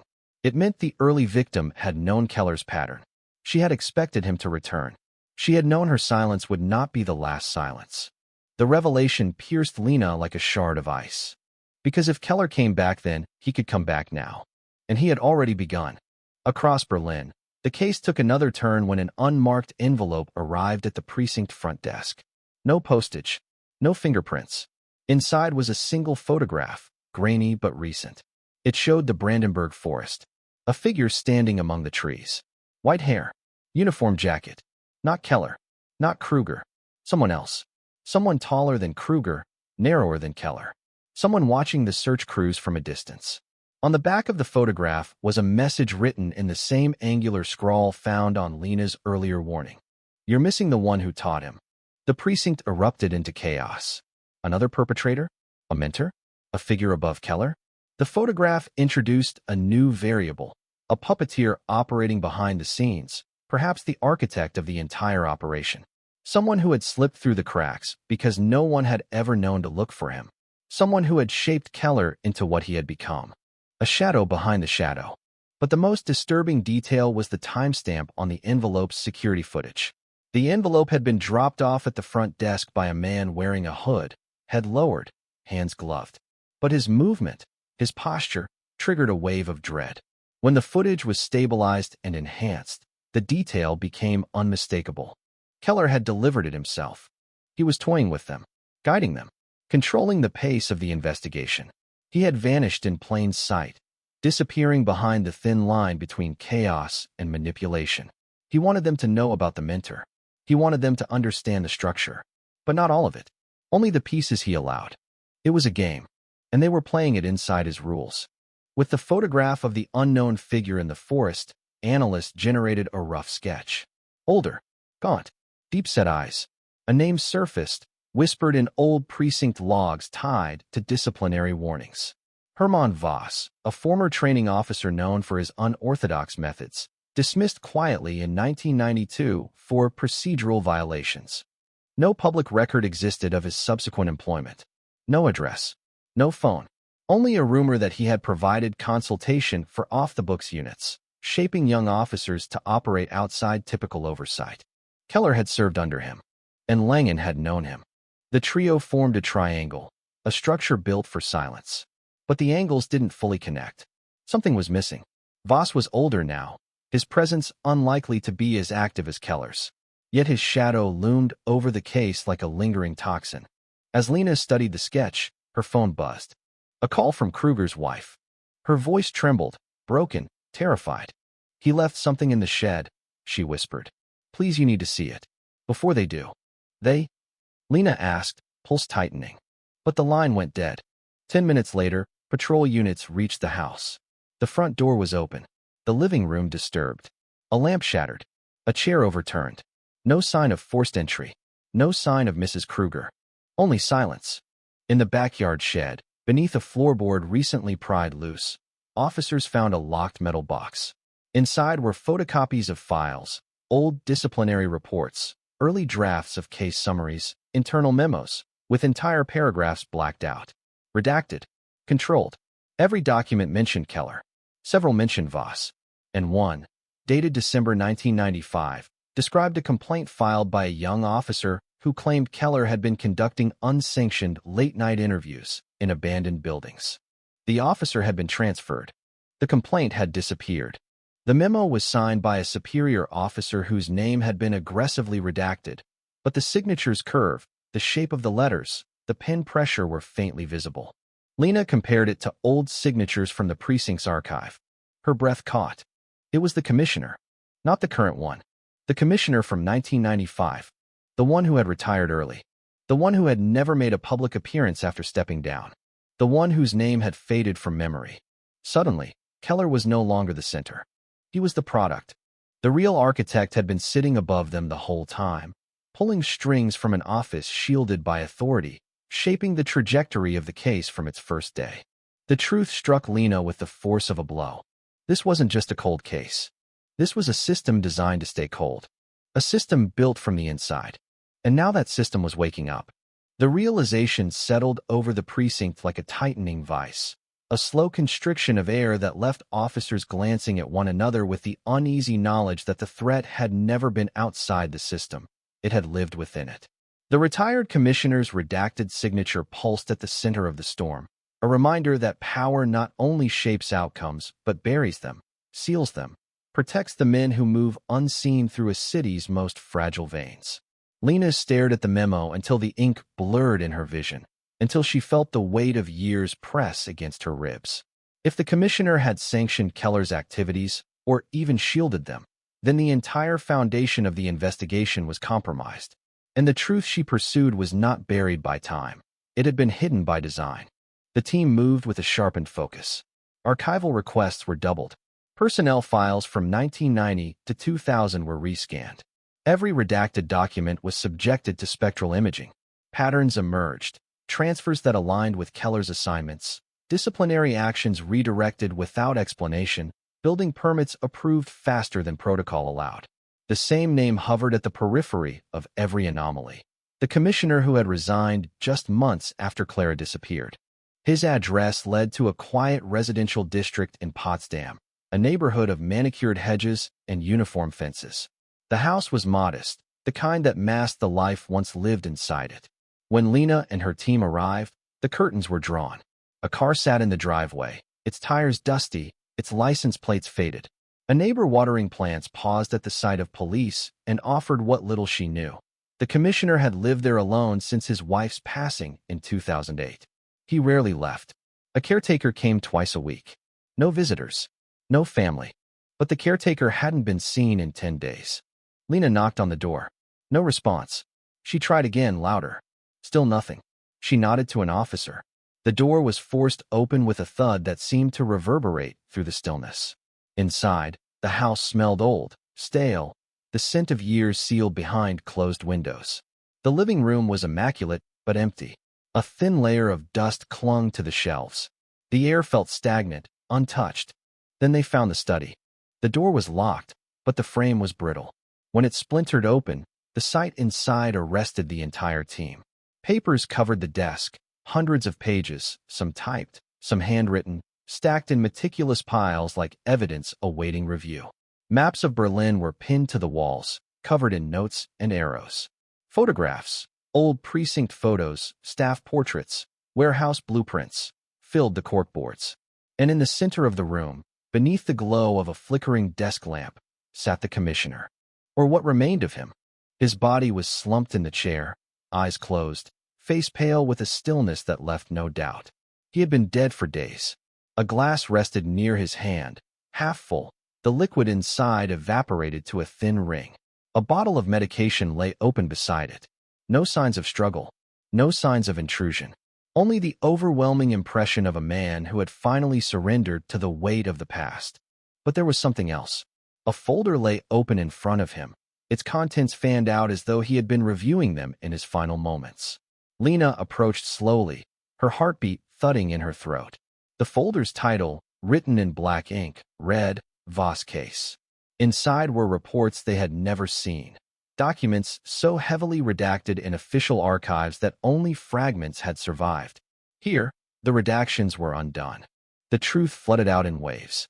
Hermann Voss had not merely been a training officer. He had been the architect of a covert unit, a shadow division operating outside official channels, tasked with monitoring high-risk youth populations. The language was vague, but the intent sharp. Identify individuals deemed socially volatile, observe their routines, document their behaviors. It was a surveillance program disguised as community intelligence, and Keller had been Voss's primary recruit, a young officer eager to impress, molded under Voss's doctrine of preemptive intervention. But the program expanded. Voss's methods shifted. Surveillance deepened into intrusion. Observation became interference. And in 1992, a complaint surfaced accusing Voss of manipulating evidence to justify detentions. The commissioner had been tasked with shutting the program down quietly, sealing its records, and dispersing the officers into new assignments. Instead, he had sealed the records and looked away. Voss disappeared from official payrolls but remained influential. Keller continued meeting him privately, and Langen entered the picture later, providing logistical support, equipment, and physical spaces. The triangle was complete, and the commissioner had known everything. Lena felt her pulse throb in her temples as she scanned the documents. The last note in the folder was handwritten in a shaky script. I buried it. He kept digging. Was it Voss? Keller? Someone else? The ambiguity twisted visibly through the dying man's words. Before the team could process the implications, a radio call pierced the silence. A fire. An abandoned storage unit near Köpenick, the same site tied to Langen, was burning. The flames were already high. Firefighters reported accelerant. Intentional ignition. Someone was destroying evidence. Lena raced to the scene, lights slicing through the dusk. Smoke billowed into the sky, thick and acrid. The heat radiated from the metal walls, warping them into twisted shapes. Fire crews battled the blaze, hoses thundering against the inferno, but it was too late. The roof collapsed, sending embers spiraling upward like fractured stars. As the fire died down, investigators moved cautiously into the charred remains. They found little recognizable: ash, twisted metal, fragments of melted plastic. But one object survived the flames: a steel safe, blackened and scorched but intact. Firefighters pried it open with heavy tools. Inside were reels of film, partially melted but still readable along the edges. Forensic specialists transported them to the lab immediately. Hours later, Lena stood in the darkened analysis room as the film rolled through a scanner. The images flickered onto the monitor, grainy, distorted, but unmistakable. Faces, girls, young teens walking home from school, teenagers sitting alone at bus stops, children playing in parks, dozens of them, hundreds, filmed from a distance, filmed up close, filmed without consent, every face marked, every life monitored. And then came the footage that made the room fall silent. Clara, filmed 2 weeks before she vanished, stepping out of the community hall, laughing with a friend. A hand entered the frame, a man's hand, placing something into her coat pocket. A small object. She didn't notice. The hand withdrew. The camera zoomed out. And standing behind the camera's reflection in the glass door, faint but visible, was Keller. The sequence confirmed everything and answered nothing. Why target her? Why film her for weeks? Why choose her among dozens? The footage offered no explanation, only the chilling certainty that her life had been observed long before her disappearance. But another face appeared in the footage, older, sterner, watching from the corner of the frame. The shutter caught him for only a fraction of a second, but his profile was unmistakable. Voss. Alive. Present. Still moving through the city's shadows. The commissioner had written a sentence in his final note. He kept digging. Lena understood now. Voss had never stopped, never relinquished control, never accepted the burial of his program. He had shaped Keller, manipulated him, directed him, and now, with Keller on the run and the case unraveling, Voss remained the center of the storm, a man whose doctrine had consumed more than one life. But before Lena could issue a citywide alert, another message arrived at the precinct. No envelope, no postage, a single sheet of paper placed directly on Lena's desk while she had been at the fire scene. Security cameras were checked. There was no footage of anyone entering her office. The sheet held only one sentence, written with slow, deliberate clarity. Some systems don't collapse. They evolve. And beneath it, a second line, smaller, colder. You won't stop the next one. The implication struck like a blow. Voss wasn't warning her. He was telling her the cycle had already restarted. Someone new had been chosen. Someone was already being watched. Someone would disappear next. And Lena realized with sickening certainty, the cold case wasn't a relic. It was a blueprint. And the next target was already in motion. The moment Lena read the words, "You won't stop the next one," a cold certainty settled over her like a tightening noose. She felt the room shift around her, as though the air itself recoiled from the message. It wasn't a threat, it was a declaration, a statement of progress, a taunt delivered by someone who believed in the inevitability of his own design. Voss wasn't hiding in the past, clinging to old methods or memories. He was building forward, adapting, shaping a new cycle with the same precision that had swallowed Clara, the unknown girl in the first chamber, and perhaps others who had disappeared silently into Berlin's forgotten corners. Lena stood alone in her office, staring at the paper, aware that every second wasted widened the gap between the present and the danger unfolding somewhere unseen. A new target, a new pattern, a new shadow slipping into place. The question burned at the front of her mind, not who Voss was selecting, but how far into the process he already was. Every cold case starts before anyone notices it exists, and Voss had just confirmed that this one had already begun. She hurried to the operations room, her voice cutting through the late-hour quiet as she ordered an immediate review of all recent missing person reports, suspicious incidents, and abandoned calls within the last 48 hours. Analysts scrambled to compile data, screens filled with columns of names, timestamps, incomplete reports. Most were noise, false alarms, runaways, domestic disputes. But patterns could hide within noise, and Voss was a man who thrived in those blind spots. The first potential lead emerged from a school counselor's voicemail left earlier that morning.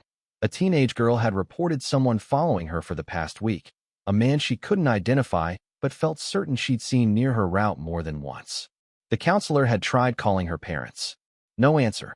She left a message with the police non-emergency line, marked low priority, and the report was still sitting unread in the inbox. Her name was Mira Kostner, 16, quiet, studious. She walked home alone from rehearsals at a community arts center, only 5 blocks from the old photography studio Keller once owned. A chill ran through Lena. The pattern was the same. The team deployed immediately. Patrol cars raced through the city, lights slicing through winter dusk as they traced Myra's usual routes. Officers knocked on her family's door. No one answered. A neighbor reported seeing her leave for school that morning. She hadn't returned. No confirmed sightings since. It had begun. As the search intensified, Lena's phone buzzed with an incoming alert. A traffic camera had captured a blurred image of a young girl matching Myra's description walking near Treptower Park 2 hours earlier, alone, head down, hands shoved into her pockets. The timestamp placed her outside her normal routine, far from home, possibly disoriented, possibly guided. And 50 meters behind her, half concealed by shadows, walked a man. His posture was familiar, his silhouette unmistakable. Keller.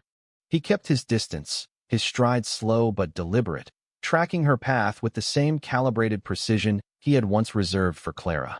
Not rushing, not intervening, observing, waiting for the moment where the street thinned, the crowd scattered, and the shadows aligned. Just like before, Lena felt her heartbeat spike as she issued a citywide alert. Patrol units were redirected to converge on the park, drones launched overhead, civilian traffic rerouted. But by the time officers reached the last confirmed location, both Mira and Keller were gone. The wind rustled the trees. The pathways lay empty. The silence was suffocating, thick with the residue of a chase already slipping away. While officers fanned out across the park, Lena's attention turned back to the envelope on her desk. The message was too deliberate to be coincidence. Voss had timed it. He wanted her attention pulled in one direction while Keller moved in another. The duo had orchestrated vanishing acts before. They knew how to exploit distractions. They knew how to control pace. They knew how to recreate the very silence that had shielded them for decades. But now, Lena knew their pattern. And unlike the investigators of 1995, she had the advantage of knowing their faces. Even so, her mind churned with questions. Keller was a tool, shaped, trained, manipulated. But Voss? Voss had orchestrated the system. He chose targets. He laid structures. He created doctrine. If Keller was following Mira, then Voss was somewhere nearby, overseeing everything, ensuring nothing deviated from his design. Then another report flashed across the screen. A jogger had seen a girl matching Myra's description near an old industrial canal, a remote strip of land seldom visited after sunset. Standing beside her was a tall, older man with thinning white hair. He seemed to be talking to her. She looked frightened. When the jogger approached, the man placed a hand on Myra's shoulder and guided her away quickly, disappearing behind a cluster of abandoned warehouses. Voss. Alive. Active. In the open. Lena dispatched every available unit. Helicopters began sweeping the canal. Officers formed search lines. Flashlights danced across broken windows and rusted fences. Dogs barked into the night. But the warehouses formed a labyrinth, miles of interconnected corridors and blind corners. The perfect environment for someone who had built an entire system around disappearance. At the center of the maze stood a building recently scheduled for demolition, its exterior tagged with graffiti, its doors chained shut. A perfect mirror of the Lichtenberg warehouse. And that was when Lena's instinct screamed. Voss wasn't copying his old system. He was returning to its birthplace. At the demolition site, officers cut through the chains and forced their way inside. The building's interior swallowed sound. Their voices echoed sharply, bouncing off concrete. Dust plumed. The beams overhead creaked. Footprints trailed through the dust. 2 sets. One small, one heavy. They found a discarded scarf, Myra's. They found a fresh boot print, Keller's. And deeper inside, they found something that made Lena's breath falter. A new chamber. This one unfinished, not yet sealed, not yet used. A shallow pit in the concrete floor, rebar protruding like ribs from the earth. Blueprints lay scattered nearby, scribbled in Voss's angular handwriting. The plans mirrored the original chambers. The structure nearly complete. He was building again.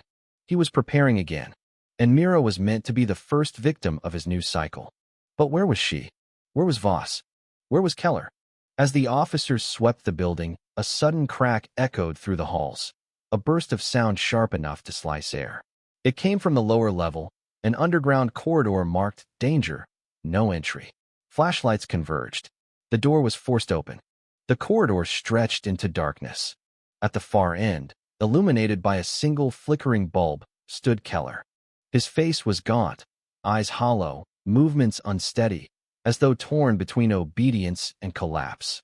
And beside him, gripping Myra's wrist with a quiet authority, stood Voss. His expression serene, his posture rigid. A man who believed he was performing a duty rather than a crime. Behind them was a steel door. A door sealing the next chamber. A door waiting to be filled. Myra trembled. Keller glanced back, sweat beading on his forehead. Voss remained still, eyes fixed on Lena as she stepped into the corridor. No guns were raised. No warning was spoken.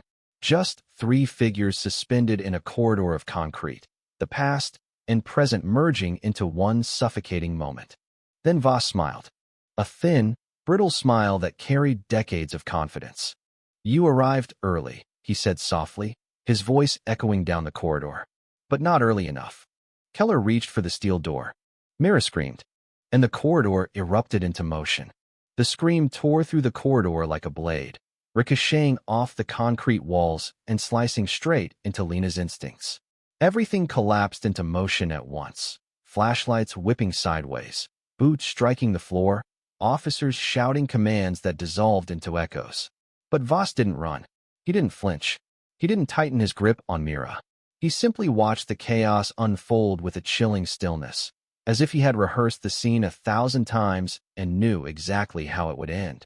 Keller moved first, his hand closing around the steel door handle with mechanical obedience. His movements lacked urgency, the slow, deliberate insistence of a man following a deeply embedded command rather than reacting to danger. He pulled the door downward, its hinges groaning as it began to lower. If it locked, there would be no immediate way through. The chamber behind it would seal, and Myra would vanish into the blueprint Voss had been perfecting for decades.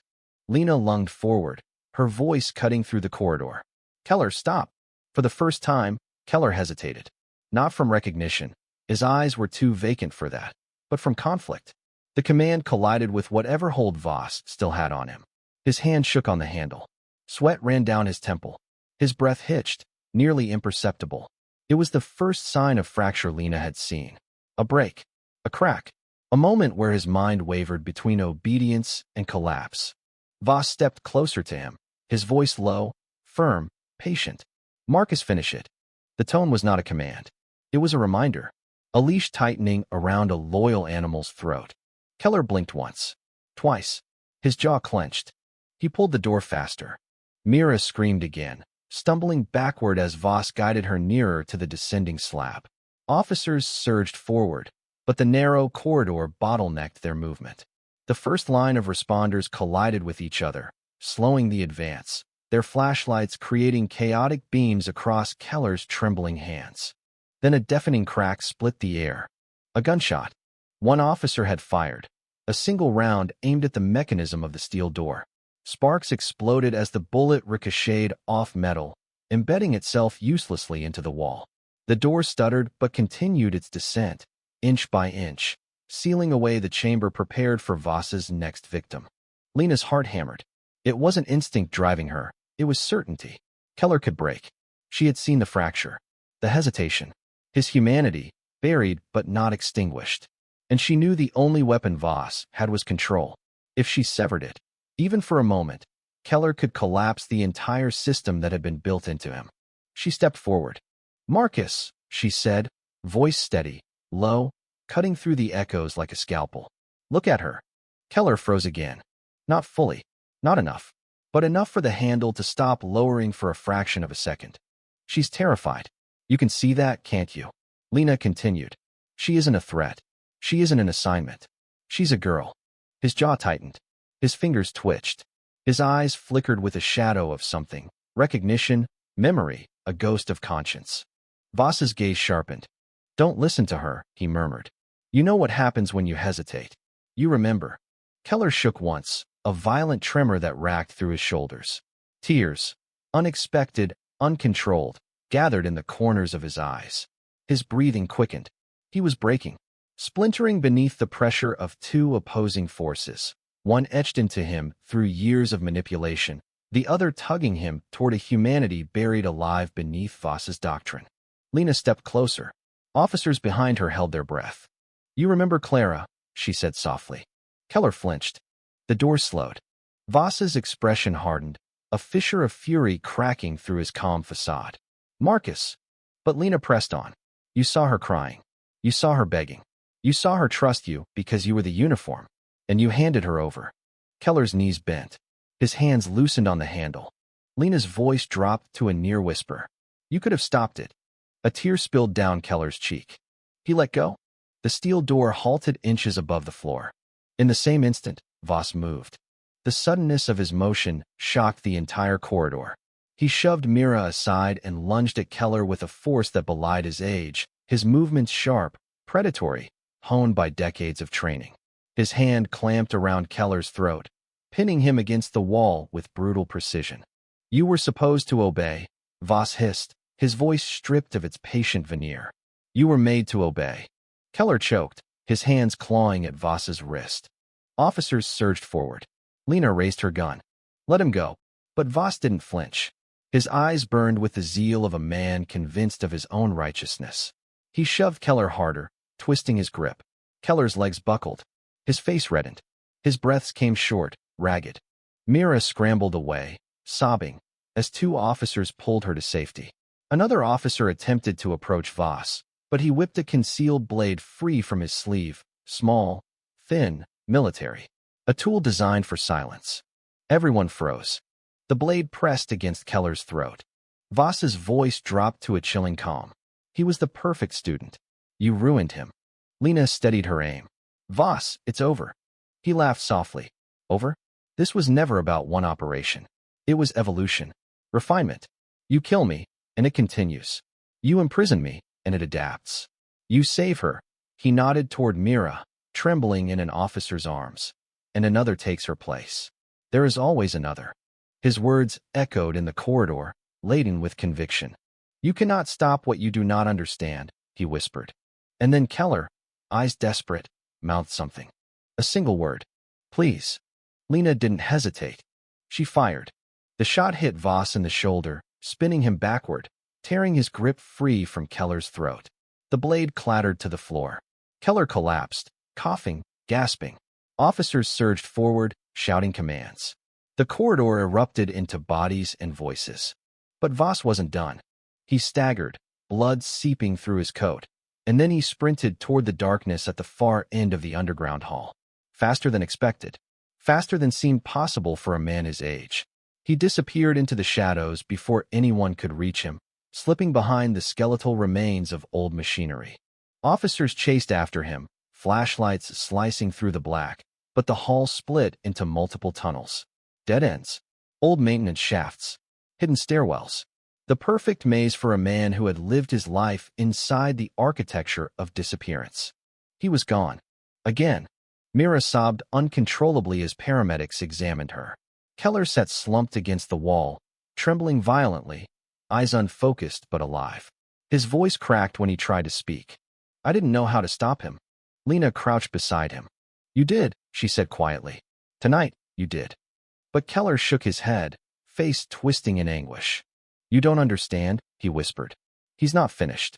Lena swallowed hard. "We know, but we'll find him." Keller looked up, meeting her eyes.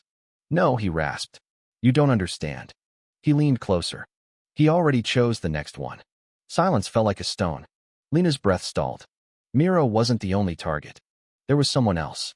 Already marked. Already followed. Already disappearing. And Voss was still out there, moving, watching, selecting. The cycle hadn't been interrupted. It had only been delayed. The words hung in the air like a toxin, slow-moving, invisible, lethal. He already chose the next one. Keller's voice trembled as if the sentence itself were burning his throat, a truth too heavy and too poisonous to speak aloud. Lena felt the temperature of the corridor drop, felt the floor beneath her tilt with the enormity of what he had confessed. The rescue of Mira, brief, fragile, incomplete, had not ended the cycle. It had only exposed the clockwork precision of a predator who had spent decades perfecting the art of staying ahead. Officers exchanged tense glances, radios buzzing with overlapping voices as they relayed updates, searched for heat signatures, mapped possible escape routes. But none of it touched the core of what Keller had just revealed. Voss wasn't improvising. He wasn't striking blindly. He was executing a sequence he had designed long before this night. A sequence that continued with or without Keller's cooperation. A sequence that already had a new target. Lena leaned closer. Who is it? Keller. Tell me who he chose. But his eyes were clouded, wide with the hollow terror of someone who had lived too long under another man's influence. He shook his head, chest rising and falling in broken breaths. I don't know her name, he managed. He doesn't tell me names until the end. He only shows me the pattern. What pattern? Keller squeezed his eyes shut, remembering. His fingers curled against the concrete floor. He watches them for weeks, tracks their routines, tests their reactions, looks for isolation compliance predictability. Someone who won't be missed immediately. Mira fit the profile. Clara fit the profile. The unknown girl in the first chamber fit the profile. But there were thousands in Berlin who fit the same silent vulnerability. Lena fought the rising dread. What did he show you? Anything. A location? A route? A description? Keller opened his eyes, tears streaking down his face. Only a recording, he whispered. Yesterday. He made me watch. A sharp stillness took hold. What recording? He swallowed, voice cracking. A girl leaving school. Alone. Walking along a tram line. He stood far away, filming her with the same old camera he used back then. I saw her silhouette. Just a silhouette. A backpack. Dark hair. That's all. The vagueness hit like a punch. A city of millions, reduced to a shadow. Where? Lena pressed. Keller forced the memory forward. Each detail a painful extraction. East side, he whispered. Near Friedrichshain. The old tram depot. He said she had the same quiet step as Clara. The comparison sent a shiver through Lena. Voss wasn't just repeating his pattern. He was reliving it. As Keller was escorted out for medical evaluation and custody, Lena took command. Officers were deployed to Friedrichshain, tram lines rerouted, surveillance cameras tapped, school routes cross-referenced. But Berlin at night was a labyrinth, streets branching out like veins, alleyways twisting into shadows, blocks of silent apartments stacked high against blinking lights. The girl could be anywhere, and Voss had a head start. While units scattered across the district, Lena returned briefly to her office, searching for connection points, anything that could narrow the target list. School schedules, pedestrian patterns, reported sightings of suspicious figures, faint anomalies in camera feeds. But the data sprawled in every direction, overwhelming, chaotic, impossible to contain. Then an alert popped onto her screen. A witness report from 30 minutes earlier, ignored at first because it was logged under vandalism. A tram conductor had reported a man tampering with a maintenance shed near the depot.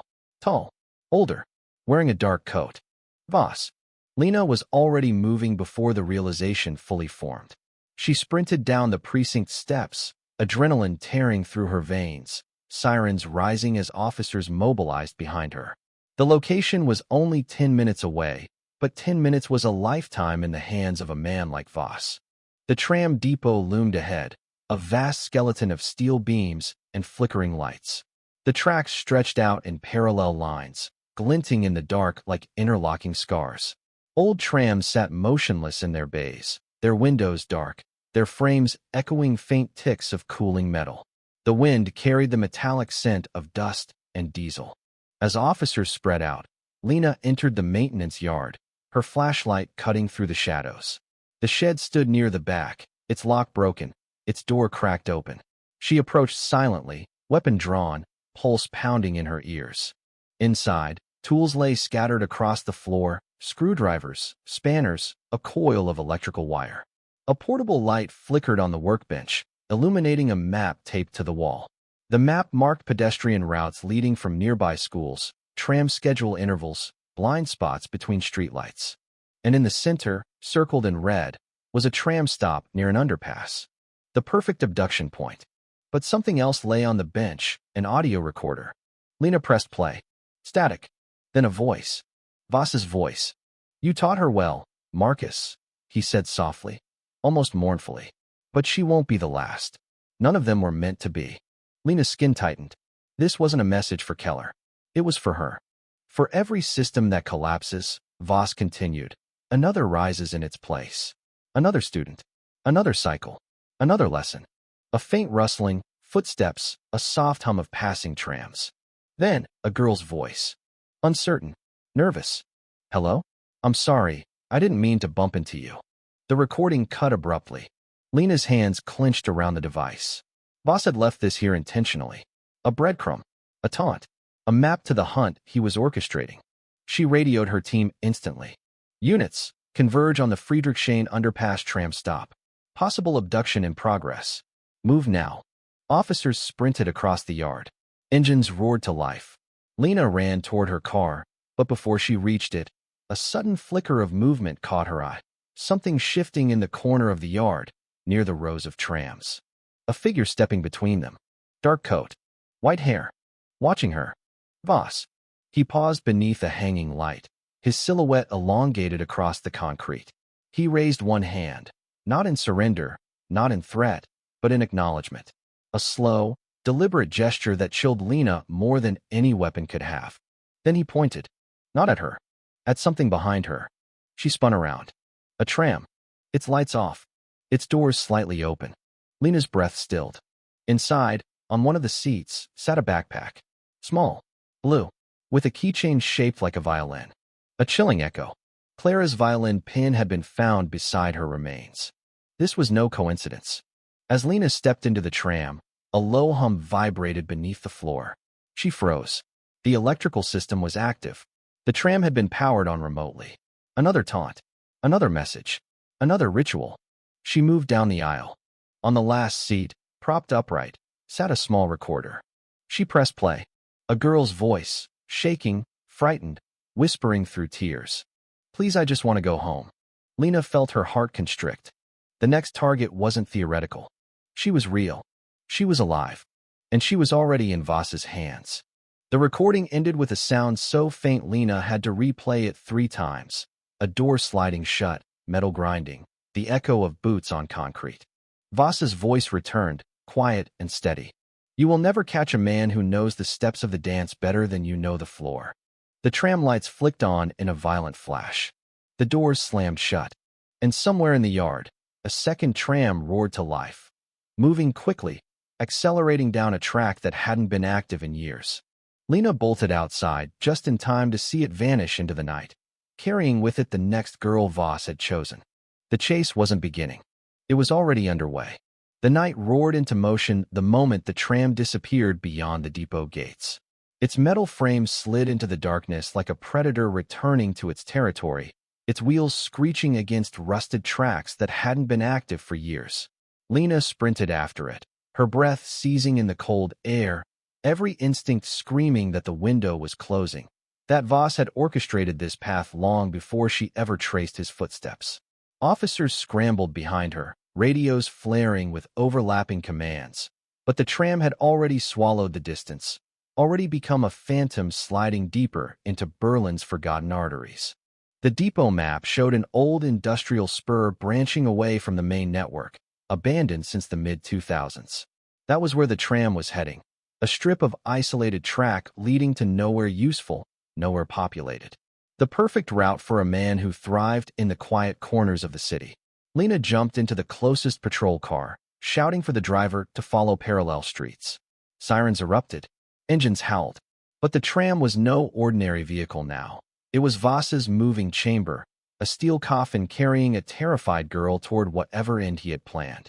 As they tore through the industrial district, Lena's mind raced. Voss had built his systems around repetition, familiarity, ritual. Each victim followed a blueprint refined by decades of practice. The warehouse chambers, the darkroom, the corridor, the descent, the vanishing. Every piece of his process mirrored patterns he considered unbreakable. But tonight, something was different. He wasn't guiding Keller. He wasn't training a new recruit. He wasn't hiding behind official structures.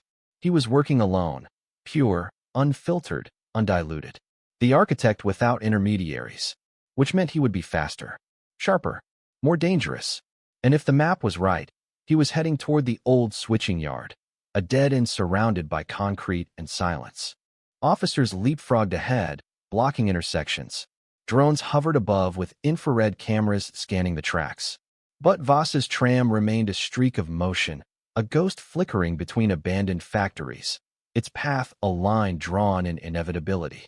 When it finally emerged at the edge of the switching yard, its brakes screeched, echoing through the night like a warning. It rolled to a stop beneath a series of broken floodlights, sparks jumping from the overhead wires. For a moment, everything went still. Then the doors opened. Lena arrived seconds later, sprinting across the gravel, weapon raised, heart pounding. But the tram was empty. Seats overturned. Windows fogged with frantic breaths. A single shoe on the floor. The girl's shoe. Fresh footprints led out the back door and into the maze of rusted rails and decaying metal structures. Voss had taken her. The officers fanned out, flashlights bouncing between rows of silent train cars. The switching yard was a labyrinth, a place designed to confuse, disorient, and swallow sound. Perfect for Voss. His silhouette could vanish into any shadow, his steps drowned beneath distant echoes. The girl's frightened sobs could be carried away by the wind. Lena forced herself to slow her breathing, to listen past the noise, to feel the air shift with movement. Then, metal clanging. A faint, rhythmic sound. A signal, or a warning. She followed it, weaving through the labyrinth until she saw a narrow maintenance tunnel beneath one of the old loading platforms. The footprints led inside. The air was colder here, thick with the scent of mold and rust. The concrete walls were wet. Pipes rattled overhead. It felt like descending into the memory of every other chamber Voss had created. A world he understood completely, and designed specifically to disorient anyone who followed him. The tunnel branched into 2, then 3, then 5. A perfect maze. But Voss had made a mistake. He believed she didn't understand him. But she did. She retraced everything she had learned about his patterns, his reliance on isolation, on dead ends, on spaces where victims couldn't scream loud enough to be heard. He'd want a room that held sound. That swallowed it. A room that acted as a chamber without needing to be built. A natural coffin carved into the skeleton of the city. There was only one place here that fit that description. The underground inspection pit. She turned left, then right, then down. Her flashlight flickered across the rusted ladder, descending into a lower chamber. The scent of damp metal thickened. The air stilled. And underneath it all, she heard something that made her grip tighten on her weapon. Breathing. Not hers. Not steady. Panicked. She dropped into the chamber. There, illuminated by a single hanging bulb, stood Voss. And beside him, the girl, bound, trembling, eyes wide with terror. Voss held her gently by the shoulder, as though comforting her, as though guiding her, as though everything he had done throughout his life was rooted in a twisted version of protection. His eyes met Lena's, unblinking. "You understand now," he said quietly. It was never about cruelty. It was order. Lena stepped forward, weapon steady. "Let her go." Voss tilted his head. Order requires sacrifice. Stability requires rules.